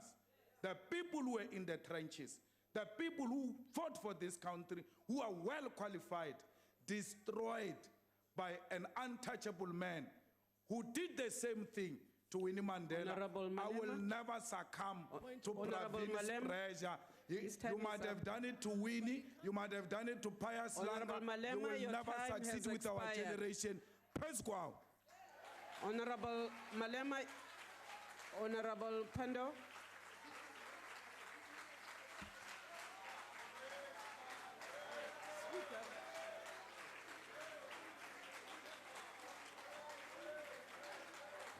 You have the floor, ma'am. Speaker, I would like consideration of the Hansard and the various aspersions that have been cast on Honorable Gordon without a substantive motion being brought to the House. And you, Speaker, in the chair, allowed it consistently, and I would ask for your ruling on this matter. Thank you. I will do so, ma'am. Speaker, please consider that when you make that consideration... Honorable Ndlozi. Sorry, Speaker, may I please be recognized? You are recognized. Go ahead. Thank you very much, Speaker. Respectfully, when you make the consideration that Honorable Naledi Pando is talking about, consider that there is a public protector's report, which is not casting aspersions.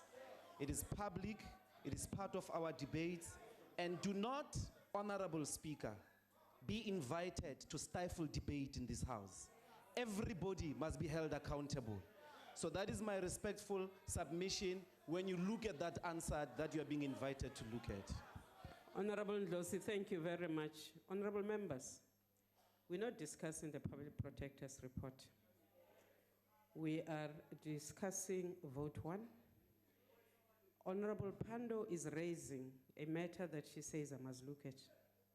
Whether aspersions have been cast against a member without substantiating. And I have undertaken to do that. In doing so, I shall not be influenced by anything but Hansard and what the member has said on the podium. Thank you. The Honorable, the Deputy President.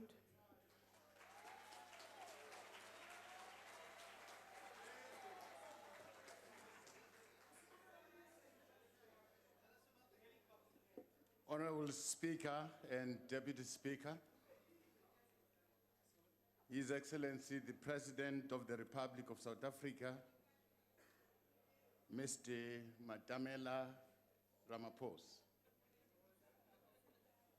Honorable Ministers and Deputy Ministers, Honorable Members of the National Assembly, on the eve of remembering what will have been former President Nelson Mandela's 101st birthday, we pause and take a moment to reflect on the legacy of his humanity and servant leadership. His entire life embodied a selfless commitment to the core values of freedom, dignity, human solidarity, and a relentless pursuit of struggles to change.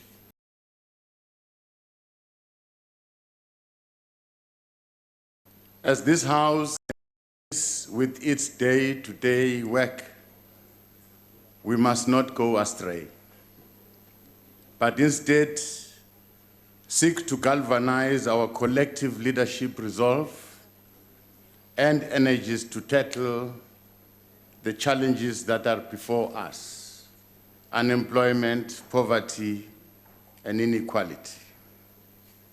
Tata Madiba's life reminds us that we have a responsibility to free our people from the bondage and indignity of poverty.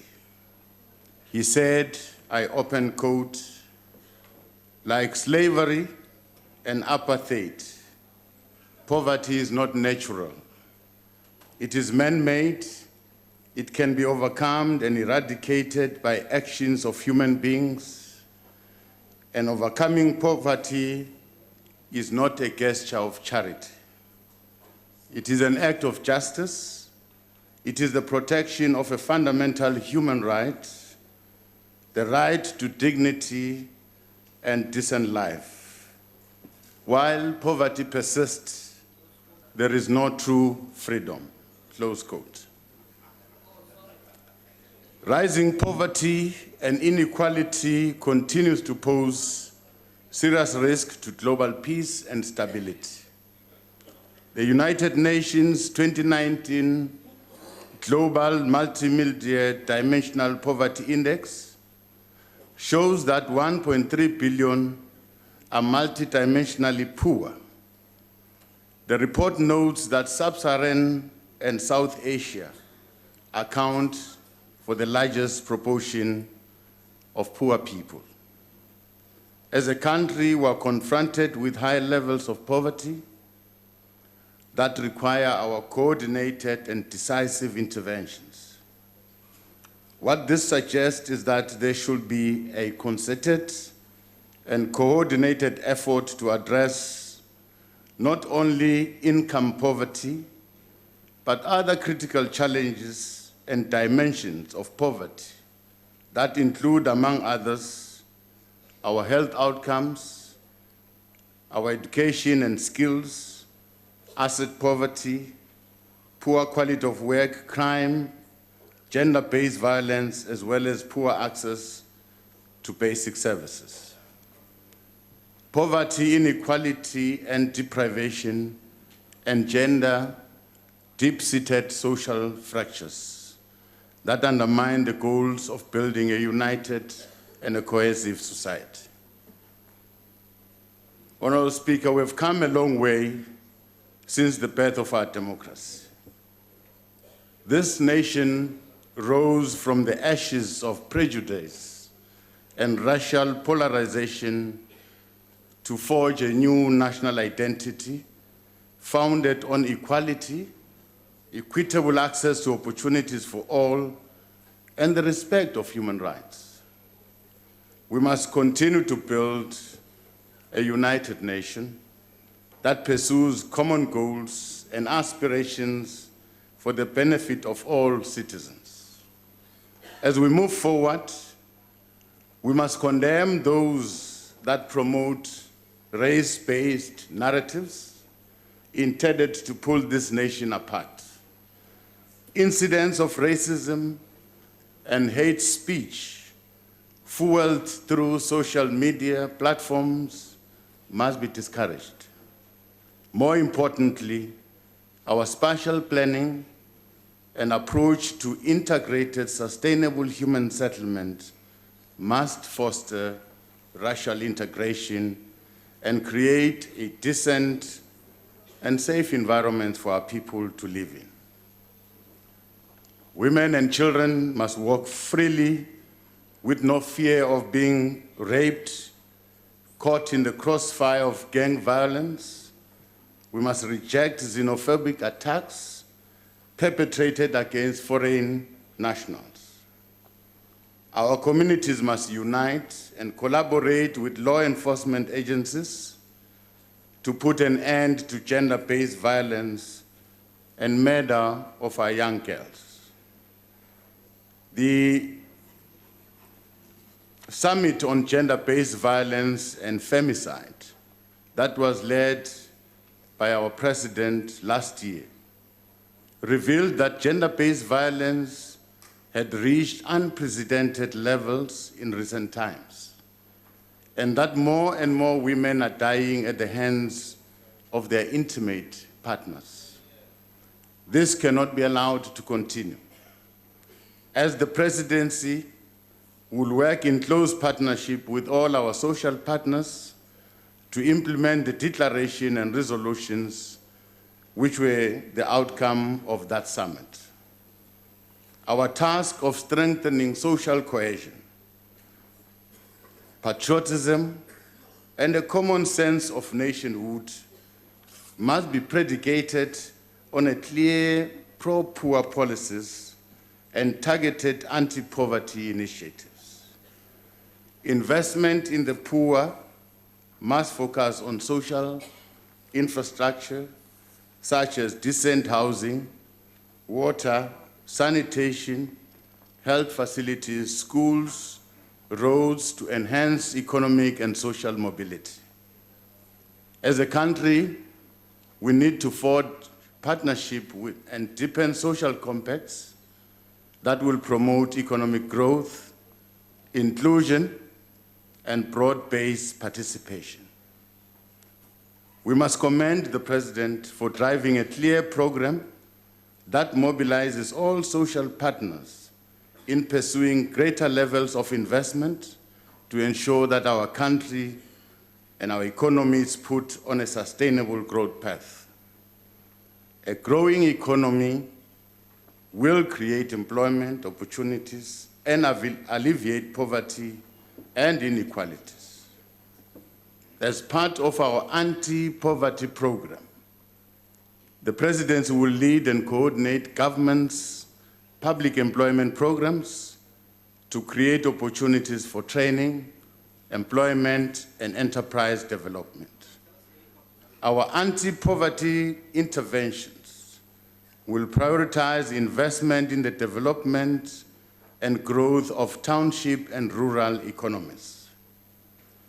Targeted enterprise development will be an important lever for accelerated empowerment of small businesses to ensure that they participate meaningfully in the market value chains across all key sectors of our economy.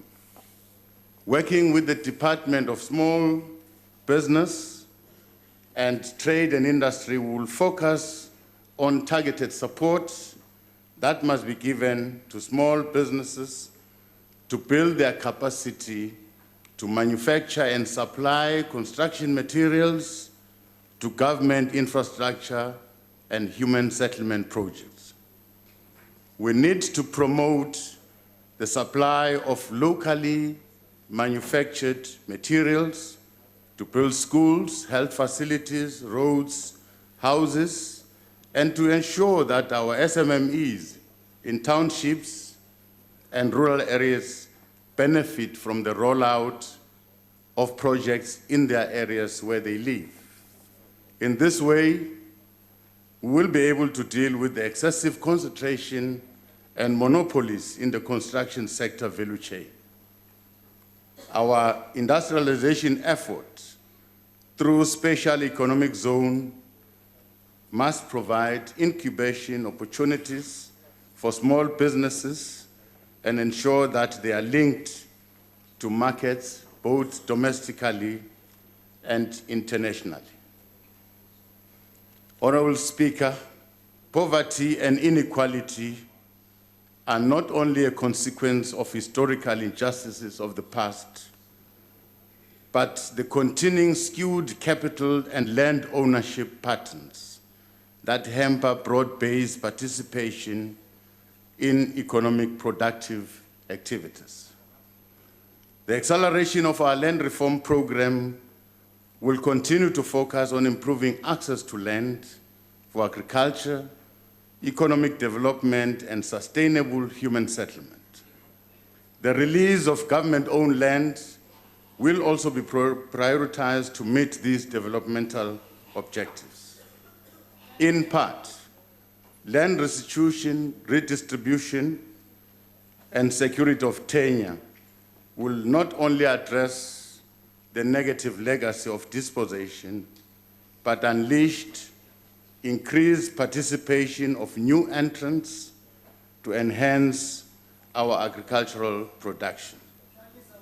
As government, we will streamline and improve efficiency and effectiveness of post-settlement support to ensure that available resources deliver meaningful outcomes and impact. We'll work closely with established commercial farmers to leverage existing knowledge and expertise that will aid our land reform program. Given that the agricultural sector has the potential to broaden economic participation and mitigate the challenges of rural poverty, the productive capacity of our communal land will be prioritized. We'll work together with traditional leaders to ensure that farmers in these communities are supported with the necessary requisite infrastructure, mechanization, extension offices to improve their production. To provide the required political leadership and institutional support for the success of our land reform program, we want to thank the President for once again reconstituting the Interministerial Committee on Land Reform and Agriculture to speed up the implementation of land reform initiatives. The IMC will be seized with overseeing the implementation of the recommendations that are emanating from the Land Reform Advisory Panel. The panel has up to date completed its work and is awaiting to present its report to Cabinet. The President has assured this House on several occasions that our accelerated land reform program will be pursued faster, but within a constitutionally defined framework. We hope that this August House will soon conclude the process leading to the amendment of Section 25 of the Constitution, so that we can unambiguously set out provisions of how the expropriation of land without compensation will be undertaken. Honorable members, at the heart of accelerated development, economic growth and inclusion is the adequate supply of relevant skills which are necessary for a modern, globally and integrated and competitive economy such as the South African economy.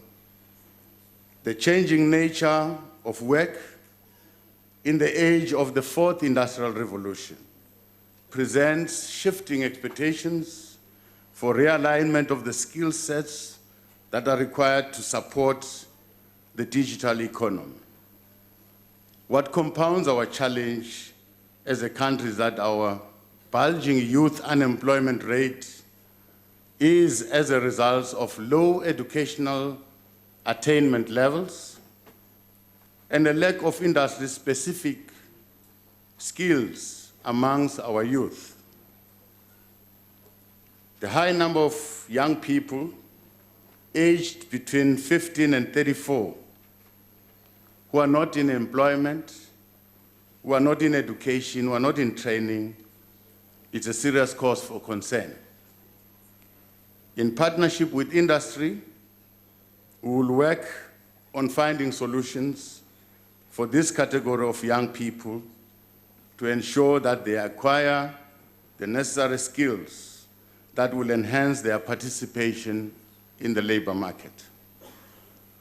To respond to the challenge of skills shortage in critical areas of the economy, the President will continue to champion the work of the Human Resource Development Council, a multi-stakeholder platform to forge collaborative partnership in training and skills development. Working with industry players, we'll continue to implement targeted skills development initiatives to improve the supply pipeline of scarce and critical skills.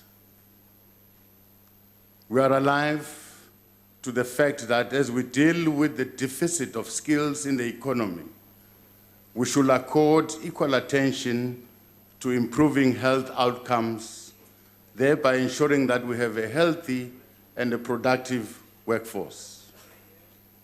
Our holistic response to the negative impact of HIV and AIDS remains one of the key leadership responsibilities of the Presidency. The work of the South African National AIDS Council is the fulcrum on which broad-based engagement and partnership with the private sector, international partners, civil society continue to thrive. Our global partners, including Global Fund, PEPFAR, UNAIDS, must be commended for their valuable contribution to the success we've achieved as a country through our HIV and AIDS programs. Yesterday, Honorable Speaker, I was privileged to officiate the launch of the 2019 UNAIDS Global Report in Eshowe in KZN. For us, the choice of South Africa as the launch country for this report, it's testament to the global recognition of our good work in responding to the HIV and AIDS epidemic. I'm pleased to state that we have made noteworthy progress in leading our holistic fight against TB, HIV, and AIDS. In this undertaking, we have mobilized partnerships with traditional leaders to play their critical role in this national endeavor. We're also working with provincial and local leadership structures through our provincial, district, and local AIDS councils.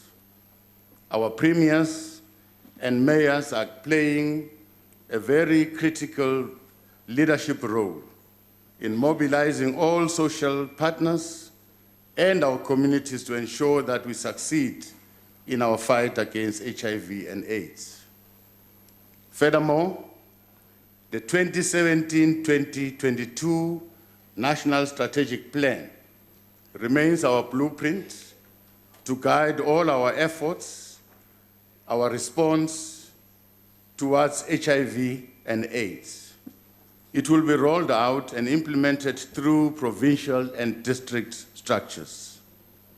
At the same time, we are dealing with HIV and TB treatment.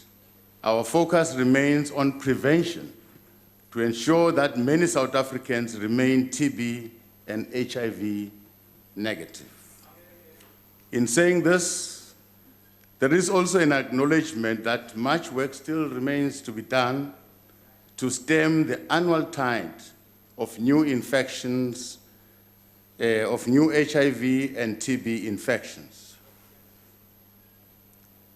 The multi-party leadership collective constituting this August House has recently emerged from the elections this year to represent the voices of our people, who mandated all of us to be here in this House. The contestation amongst ourselves was not as important as the messages and feedback that we received from our ordinary people. Our people need us to improve on how we respond to their service delivery concerns. There can be no doubt that poverty levels correlate with challenges of service delivery in our local government institutions. The poor are bearing the brunt of inconsistent and interrupted access to services. To respond to these challenges, COGTA has identified and packaged targeted support measures that will help local government to perform better. To complement these efforts, the President has established an interministerial committee on service delivery response interventions to lead and coordinate government's work in areas that are plagued by service delivery challenges.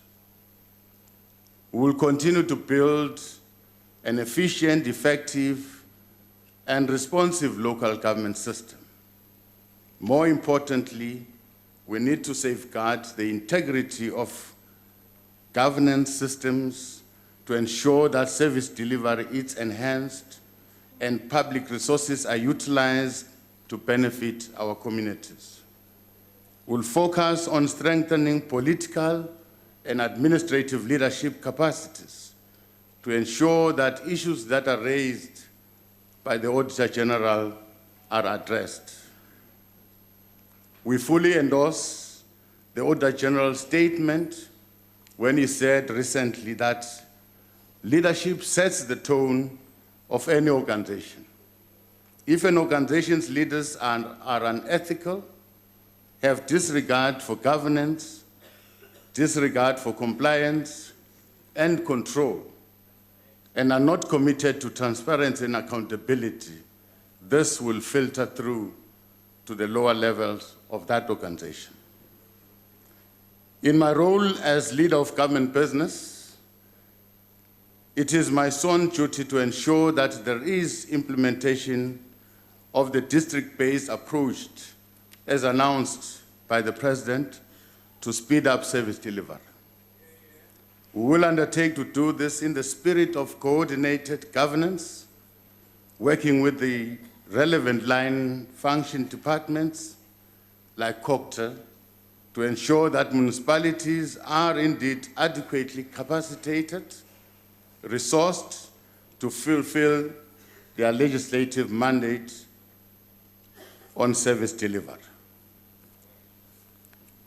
In closing, Honorable Speaker, allow me to announce that our efforts to build a better and a connected Africa are building tangible fruits. For instance, in my role as the Special Envoy to South Sudan, we managed to hold various bilateral consultations, working with the Intergovernmental Authority on Development. Over the coming few weeks, we will coordinate various stakeholders involved in peace efforts in South Sudan to come up with a comprehensive response to accelerate the implementation of the revitalized agreement. These consultations are aimed at securing the implementation of the revitalized peace agreement on South Sudan. Following months of intense negotiations, the new revitalized agreement has managed to secure the buy-in of most of the protagonists that are involved in South Sudan. We are happy that the signatories of this agreement are now starting to work together to ensure that peace is realized and is sustained. As part of stabilizing the humanitarian crisis, preparations are underway for the delivery of South Africa's humanitarian assistance package to the people of South Sudan. We'll continue to promote peace on the continent and ensure that intra-Africa trade is strengthened.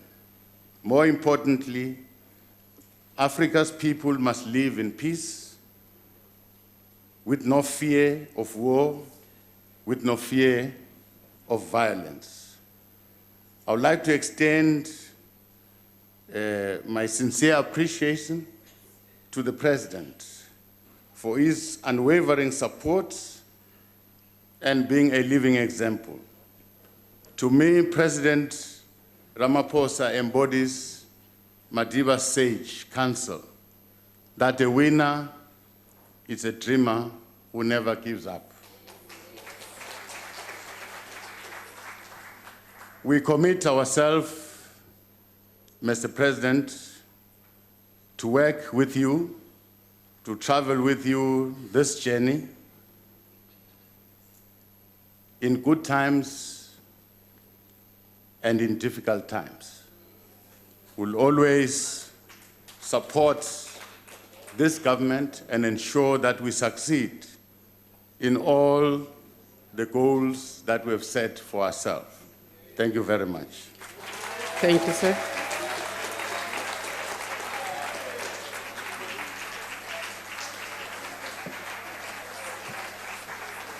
Thank you. The Honorable Buthelezi.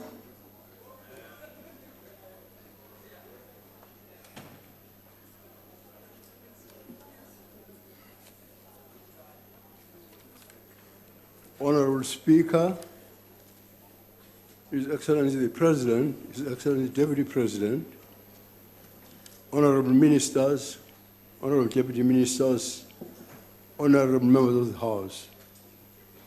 Dalipung. I salute that great son of South Africa as we remember his legacy this week.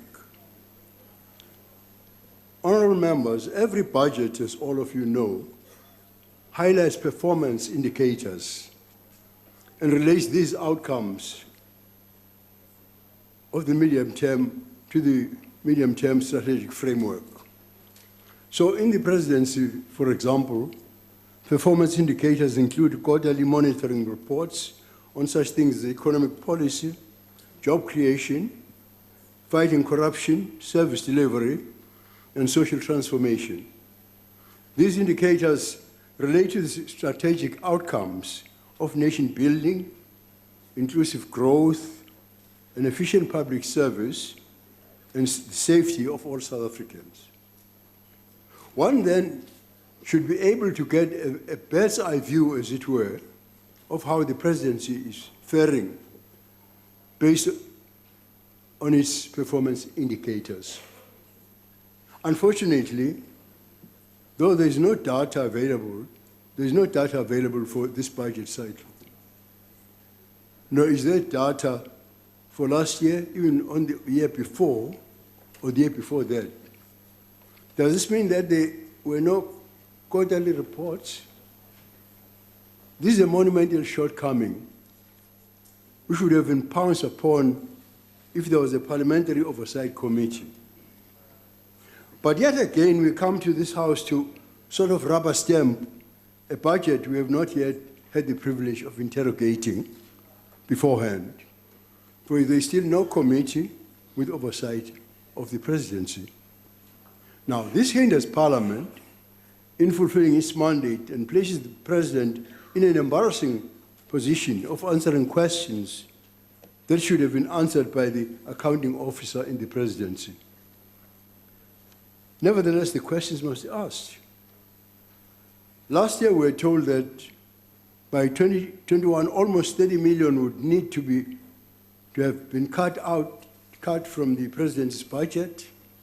And one of the ways this would be done was by reducing consultants. Yet in this particular budget, we see that expenditure on consultants and advisory services is set to increase at an average of 30.6% over medium term. The question is why? Surely the re-establishment of the research and policy unit should reduce the need for consultants and advisory services. If the budget is no longer going to be cut here, but instead dramatically increased, where will the necessary cuts be made then? Expenditure on compensation of employees is set to increase. Expenditure on travel and subsistence is set to increase. Expenditure on cabinet services is set to increase. Catering for departmental activities is set to increase. Then the question, where are the cuts? The IFP welcomes the re-establishment of the Research and Policy Unit, particularly because it will work with the Department of Planning, Monitoring and Evaluation to develop an early warning mechanism on potential contradictions or shortcomings in policy implementation. This, honorable members, is invaluable because so often my experience is that by the time government realizes it is moving in the wrong direction, it is too far down the road to change course. The temptation is to just keep going then in the wrong direction, while using more and more money to ameliorate the problem. Presently, close to 60% of the presidency's budget is for compensation of employees, an amount of 326.9 million. What is the cost of the 49 additional employees in unfunded posts? Where does that money come from? If these employees are needed, how were the needs of the presidency so badly misjudged in formulating the staff establishment in the first place? Honorable Speaker, when it comes to the medium-term expenditure estimate, transfers and subsidies to provinces and municipalities register a 100% decrease. On the other end of the scale, transfers and subsidies to departmental agencies and accounts have increased at an average of 133%. How do you explain these figures to South Africa when Parliament is not even apprised of what they mean or why these decisions have been taken? Last month, the Lekgotla of the ruling party agreed to reduce unemployment from 26% to 14% in the next 5 years. That is good news, I think, for the 10 million unemployed South Africans. How it will be done, of course, when the GP is shrinking, as all of you know, remains to be seen. Laudably, a budget has been allocated within the presidency to track progress on the outcome of the 218 Youth Summit, in line with unemployment being declared a national crisis. But where is the budget to track progress on the presidential summit on gender-based violence, which the Deputy President mentioned? That summit was held 7 months ago, yet government is still talking about how to implement its resolutions. Honorable Buthelezi. Xesha tata. Ungagqibezela tata. Ungagqibezela.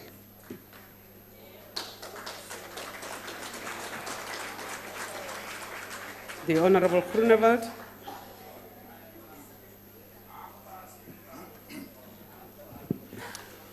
Geachte Speaker, die president het gesê, and I quote you, a presidency not afraid to act. I like a presidency who is not afraid to act. But Honourable President, you also said that we must watch the space. Now I want to watch the space to see what you are going to do as Honourable President with your two ambassadors, the ambassador in Netherlands, Koloani, who is part of corruption, who was proved with the Commission. You are the only person who appoints ambassadors and who can recall them. We are watching the space. The same with your ambassador in Denmark, who on social media made racist remarks, also hate speech. We're watching the space, Honourable President. And Honourable President, on a very serious note and with great respect, I want to ask you, why are you afraid to condemn farm murders publicly? I just don't understand. The farming community of South Africa don't understand why you don't want to do it. Your Premier in Northwest, your Premier in Gauteng, and even the Honourable Speaker behind me, when she was the Premier in Northwest, publicly condemned farm murders. And I appeal again to you, Honourable President, publicly condemn farm murders, because that is what the farming community wants to hear. I also want to say, Honourable President, you said in your State of the Nation address that we must halve violent crime in South Africa. And I want to congratulate you. You're the first South African president to appear in a hologram, being at two places at the same time. The fourth industrial revolution is, like we say in Afrikaans, Jy sien wat jy glo, maar jy kan deesdae ook nie meer glo wat jy sien nie. But I want to say, Honourable President, are you aware of the fact that in 2012, the Portfolio Committee on Police approved legislation so that there can be a link between the fingerprints of the South African National or the police services and Home Affairs, so that if there's a crime scene and they lift some fingerprints, that they can immediately link it with Home Affairs, who's got all the fingerprints, so that they can fight crime effectively. As we are speaking now, Honourable President, millions of rands has been spent on computers and everything, but still the police have no link up with Home Affairs to check on fingerprints. You will not be able to halve violent crime if that does not happen very soon to improve the fight against crime. Die agbare adjunkt-president het hier gekom en verwys na die grondkwessie. Ek wil vir die mense van Suid-Afrika sê, want daar is nog liggelowiges wat glo dat die grondwet nie gewysig sal word om onteiening sonder vergoeding moontlik te maak nie. Die agbare adjunkt-president het vandag in die begrotingspos van die president gesê, die regering sal voortgaan om artikel 25 van die grondwet te wysig. Hy wag vir die presidensiële verslag, maar hulle gaan steeds voor. Daarom wil ek vandag vir die mense van Suid-Afrika sê, neem kennis, dit gaan gebeur. Maar wat is die groot gevaar? Die groot gevaar is die werklikheid dat daar mense is wat dink jy kan artikel 25 maar wysig met 'n 2/3 meerderheid, en as die onteieningswet dan ter sprake kom, dan sal daar net sekere voorwaardes geld. U moet weet dat 'n gewone wet in die parlement slegs met 'n gewone 50% plus 1 gewysig kan word. Met ander woorde, as die grondwet eers gewysig is met 'n 2/3 meerderheid, daarna is dit irrelevant of jy 'n 2/3 meerderheid het, as jy 'n gewone meerderheid het, sal jy dit kan wysig. En dit maak die pad oop vir nasionalisering vir die toekoms. The Honourable President can only serve for Honourable 2 Groenewald, terms. please take your seat. You are on your feet, sir. Kan die aangibare meneer Groenewald 'n vraag neem? As u bereid om dit te doen. Ek het 'n paar sekondes oor, agbare speaker, en ek gaan nou regtig nie my tyd afstaan aan die agbare lid nie, maar hy is welkom om vir my die vraag nou daar te vra. Ek sal vir my sommer nou vra.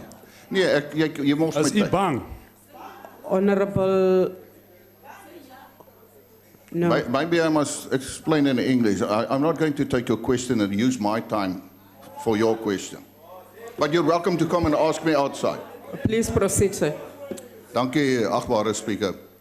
Honourable President, everybody in South Africa wants to prosper. Everyone wants a better future.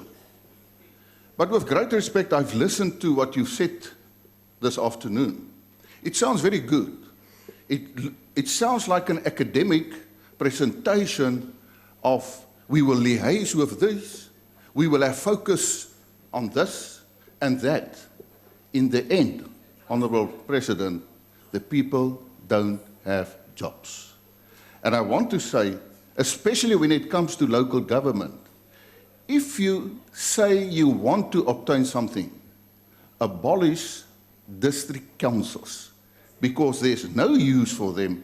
It will be a first step, and tell the ANC governing municipalities to, I'll complete, to tell them, if you don't pay for your services, we will cut it off. Thank you. Thank you. The Honourable Meshwe.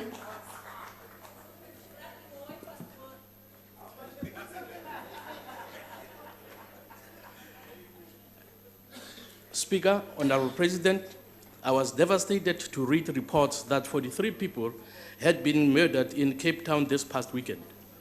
The murders took place despite a national joint operational and intelligence structure operation in areas across the Cape Flats. Since the police minister announced the deployment of a battalion of SANDF troops, criminal activity by gangsters seemed to be on the increase.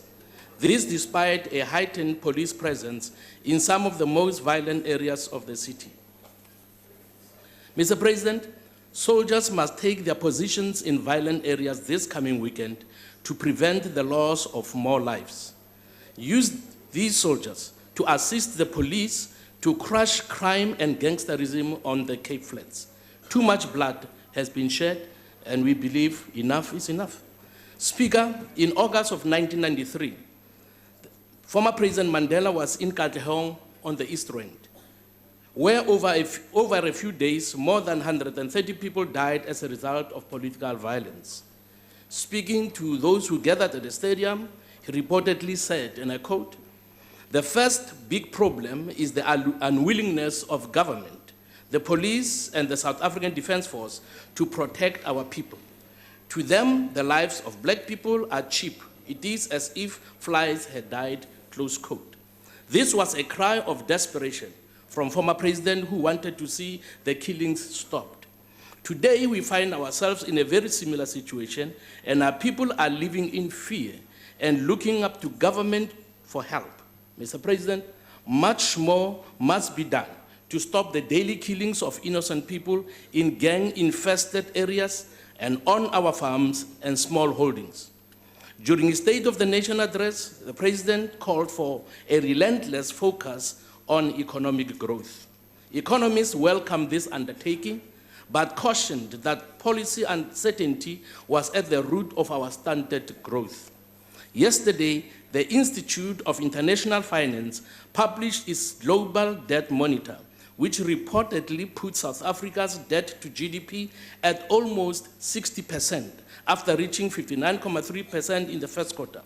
The report asserts that South Africa has seen the biggest debt to GDP increase in the sub-Saharan Africa region during the quarter, this up from 54.7% last year, and cites government's struggle to rein in our debt as the main contributor for the increase. Mr. President, government needs to do far more to reduce the very high levels of public debt and the escalating debt service costs, which is the fastest growing budget item to date. We believe more money should be used for service delivery. Thank you. All right. More money should be used for service delivery and infrastructure maintenance and service, rather than servicing the debt that South Africans want to be reduced. Thank you. The Honorable, the Minister in the Presidency.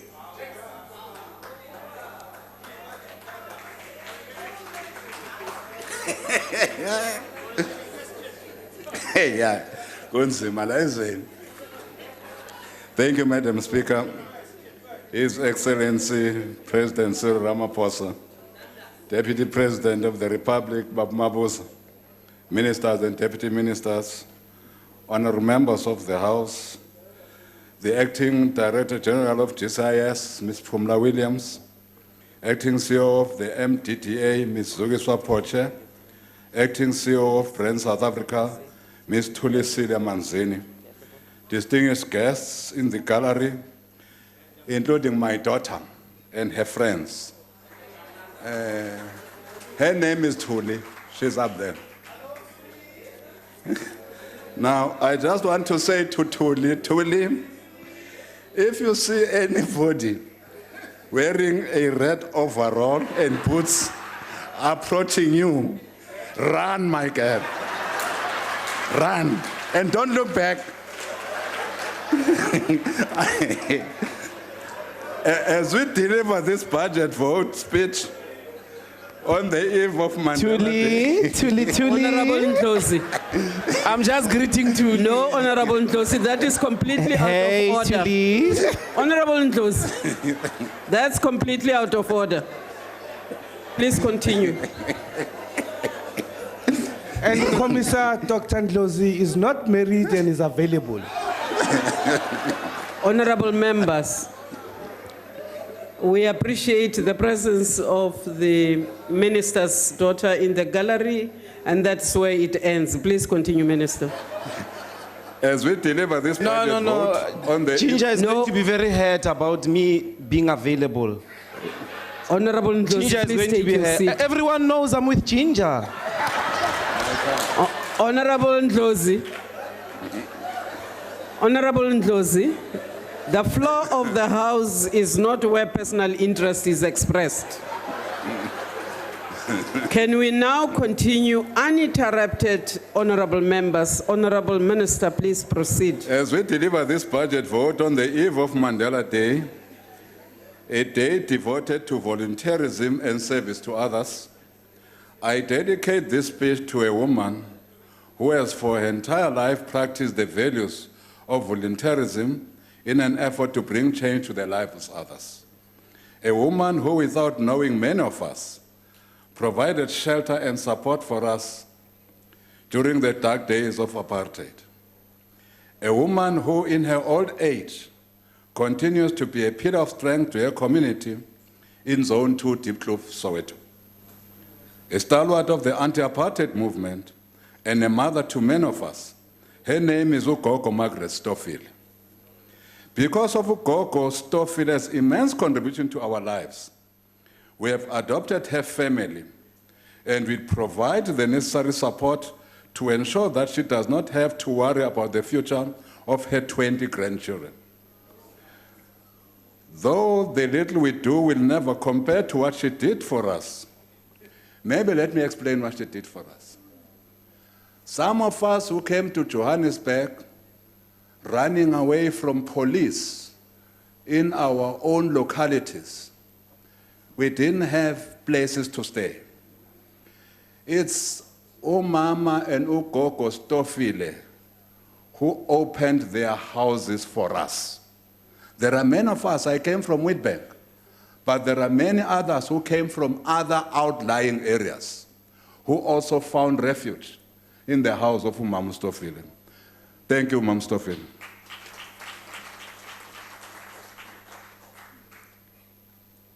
Though the little we do will never compare to what she did for us, we do hope that it will bring about positive change in her family. We would also like to encourage others who are in a better position to lend a hand and assist those who might be in need.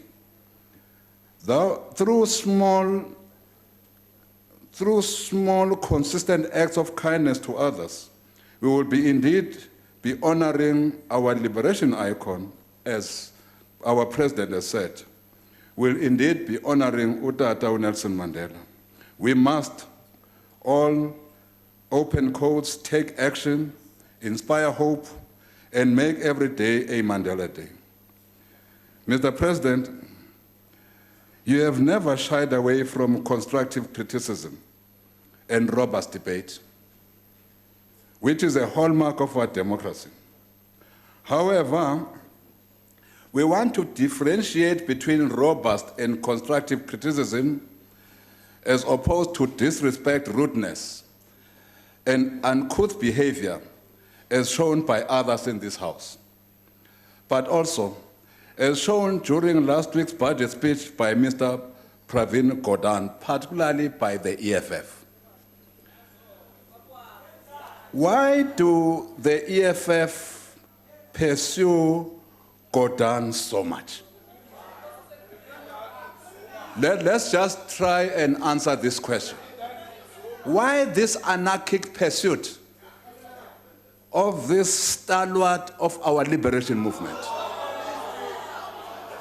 We know that one reason that we want to put is that there is a deep-seated hatred for our Indian compatriots amongst this. Secondly, of course we are racist. You are. Secondly, President, you sent Honorable Minister Pravin to go and clean out our state-owned entities. I can assure you that in his attempts to clean up the state-owned entities, he stepped on some corrupt toes of EFF cronies. The third one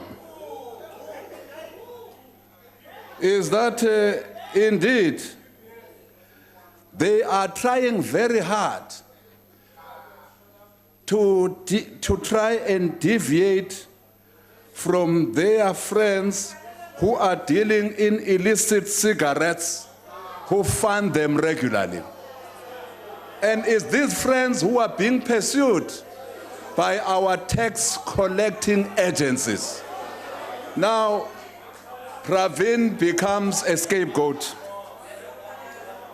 Honorable President, do not be deterred by these howlers. Continue to do what the people of South Africa entrusted you to do. That is to change their lives for the better. There is a Zulu idiom that I would like to use in this befitting instance. It says, "Izinja zikhonkotha ehambayo mongameli." And indeed, the Ramaphosa train is moving.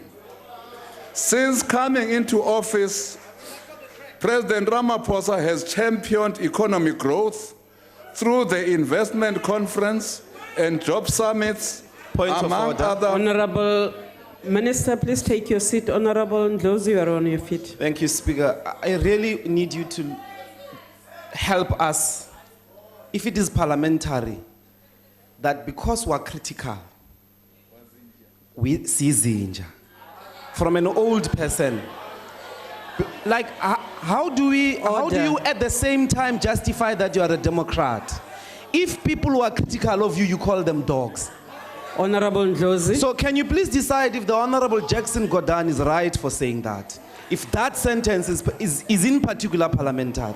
Thank you very much. Honorable Ndlozi, it's not necessary for me. Order, members. Order. Order. Order. Order. Honorable members, Honorable Ndlozi, it's not really necessary for me to rule because you know that that was an idiomatic expression. Secondly, honorable members, please don't help me. Secondly, honorable members, can we continue with the debate?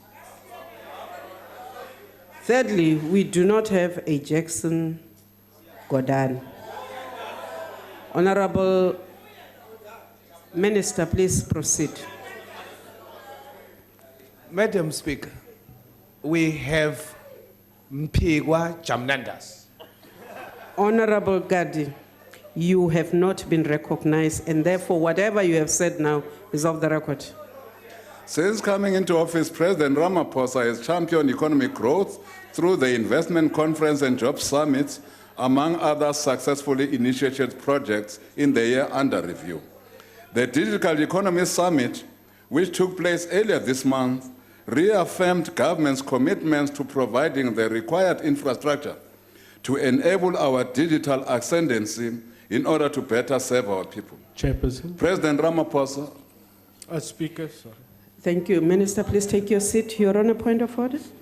Thank you, Speaker. I just wanted to know whether the Minister will return the favor by taking a question from me, please. Honorable Minister, will you take a question? Later. He's not prepared. Please proceed, Honorable Minister. President Ramaphosa has also been very steadfast in rooting out corruption and rebuilding the integrity of our public institutions, including our state-owned enterprises.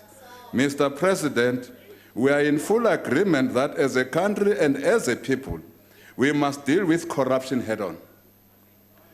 In this regard, we welcome the good work that has been done by the various commissions of inquiry to rid our country of fraud, malfeasance, corruption, inclusive of state capture. It is through these efforts that the country will be able to regain its reputation as a preferred investment destination. Honorable Speaker, In 2018, when President Cyril Ramaphosa delivered the State of the Nation address, he undertook to review the structure and size of the executive and government to ensure that the state is optimally suited to meet the needs of the people of South Africa. To this end, in this sixth democratic administration, the ministry in the presidency is responsible for the Department of Planning, Monitoring and Evaluation, the National Planning Commission, including its secretariat, Statistics South Africa, the Government Communication and Information System, GCIS, the Media Development and Diversity Agency, MDDA, and Brand South Africa. The configuration of these functions under the ministry in the presidency is a deliberate move to ensure that the strategic long-term planning of government programs conducted by the NPC is done through evidence-based statistics collected by State South Africa and their implementation monitored and evaluated by DPME. In appreciating the critical role of government communications in adhering to our constitutional mandate of the provision of information to our citizenry, the GCIS has been strategically located within the presidency to ensure that government as a whole is able to communicate its work at a national, provincial, and local level, whilst also ensuring that our message reaches grassroots levels by supporting emerging and previously disadvantaged media entrepreneurs through the efforts of the MDDA.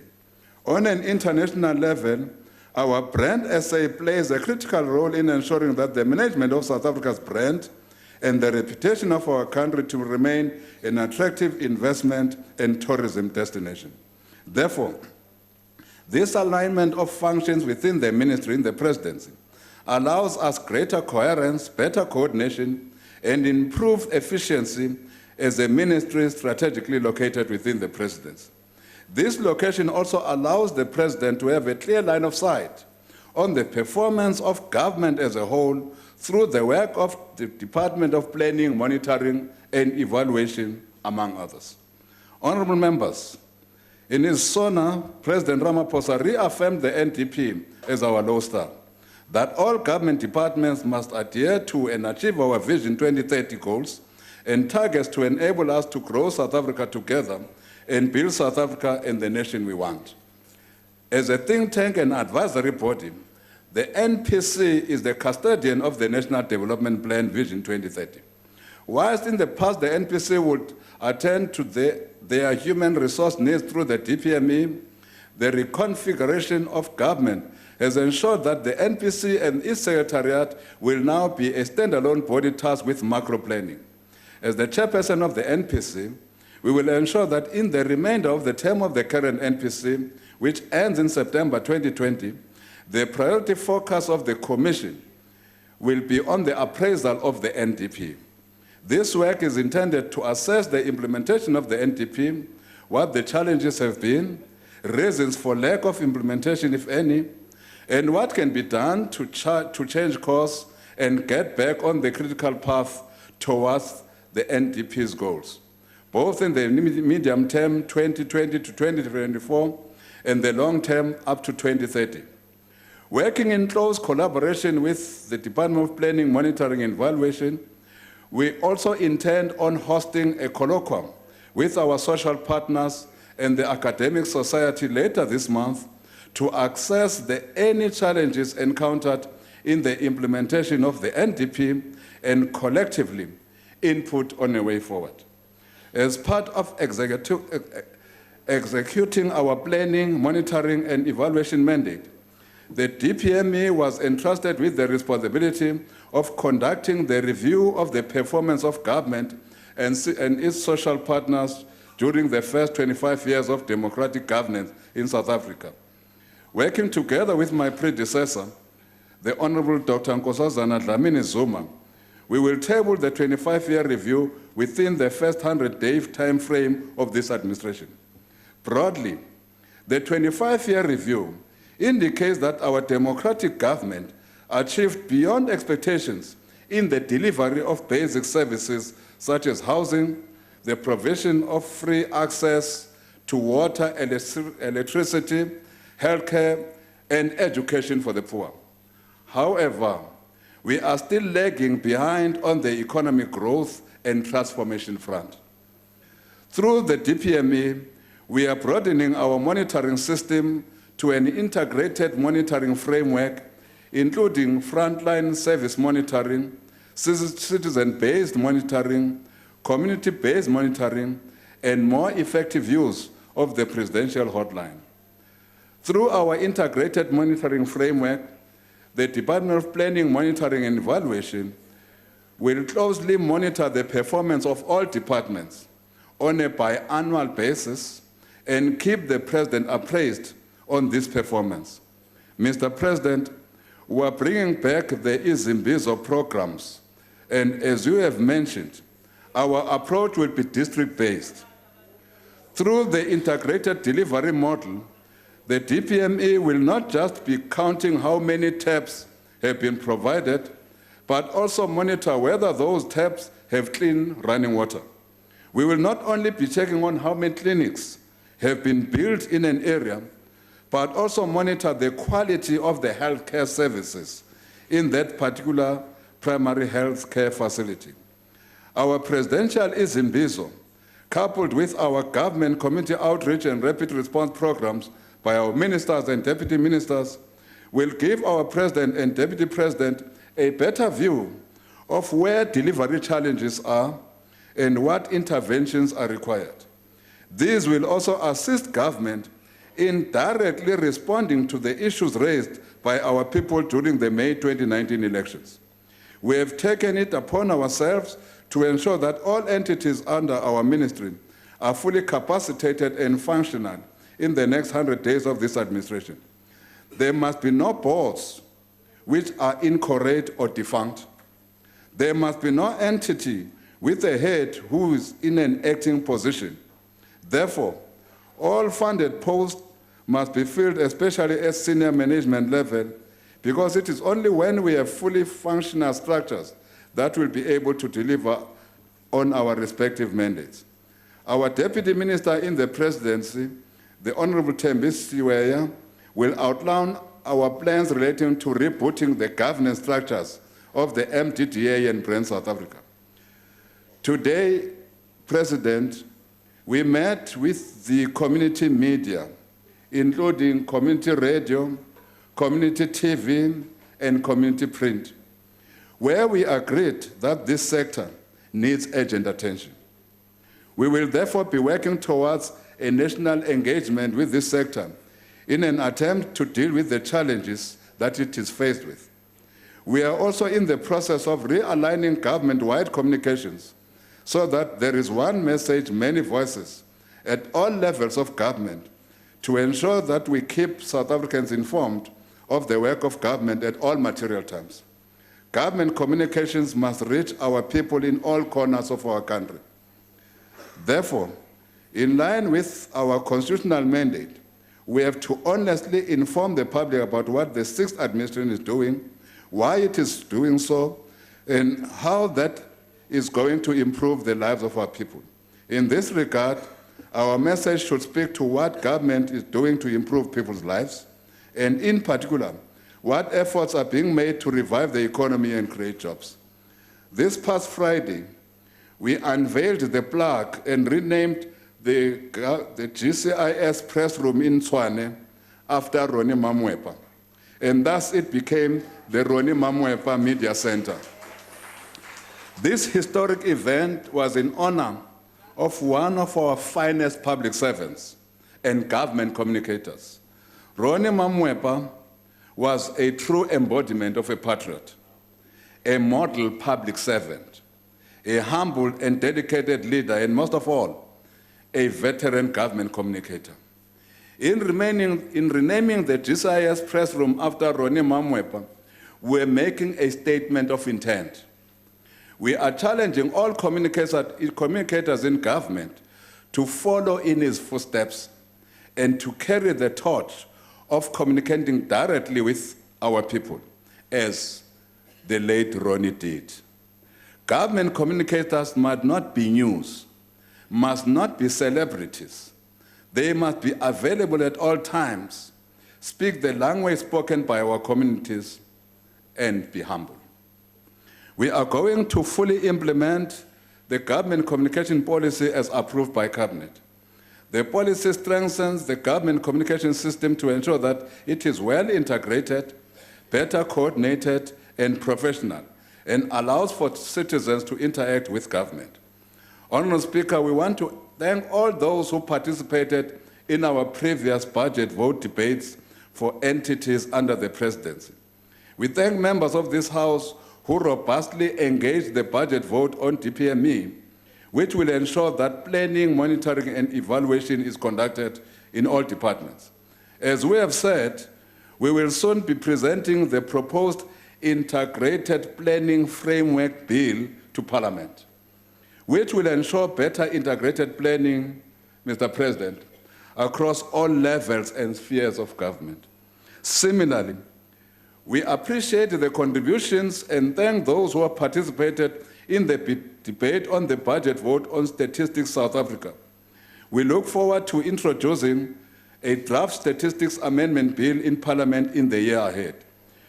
We have spoken to my colleague, the Minister of Finance and Treasury, regarding the financial difficulties faced by Stats SA, which has led to them not being able to fill critical positions, and as a consequence, had many of their senior employees recruited by international institutions such as the World Bank, the UN, as well.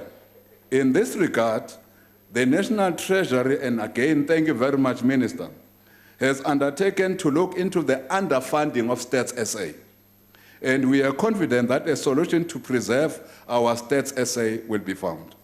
In conclusion, Madam Speaker, as we said during our elections manifesto, which led to South Africans convincingly voting for us to govern this country for the next 5 years, we want to work with our people to grow South Africa together. It is only through our collective efforts that we'll be able to build the nation we want and deserve.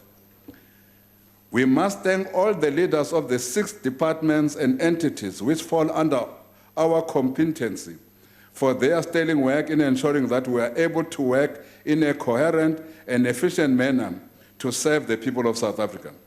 We urge all members of this Parliament to vote in favor of Vote 1, the Presidency. Thank you, Madam Speaker.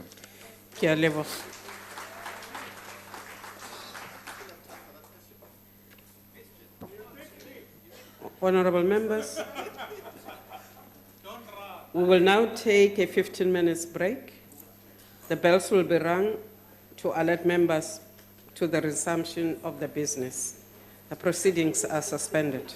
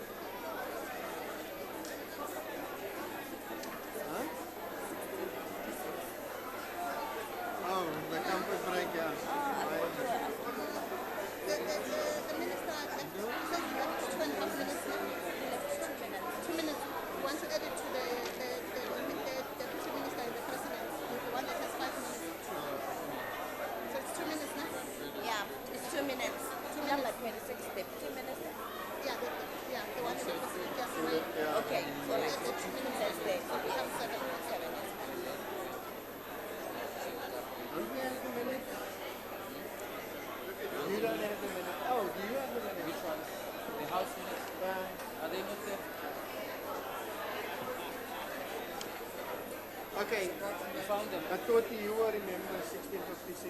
I wrote it here anyway. Okay. You have not found them? No. Okay, let me write on paper because I'm on my way.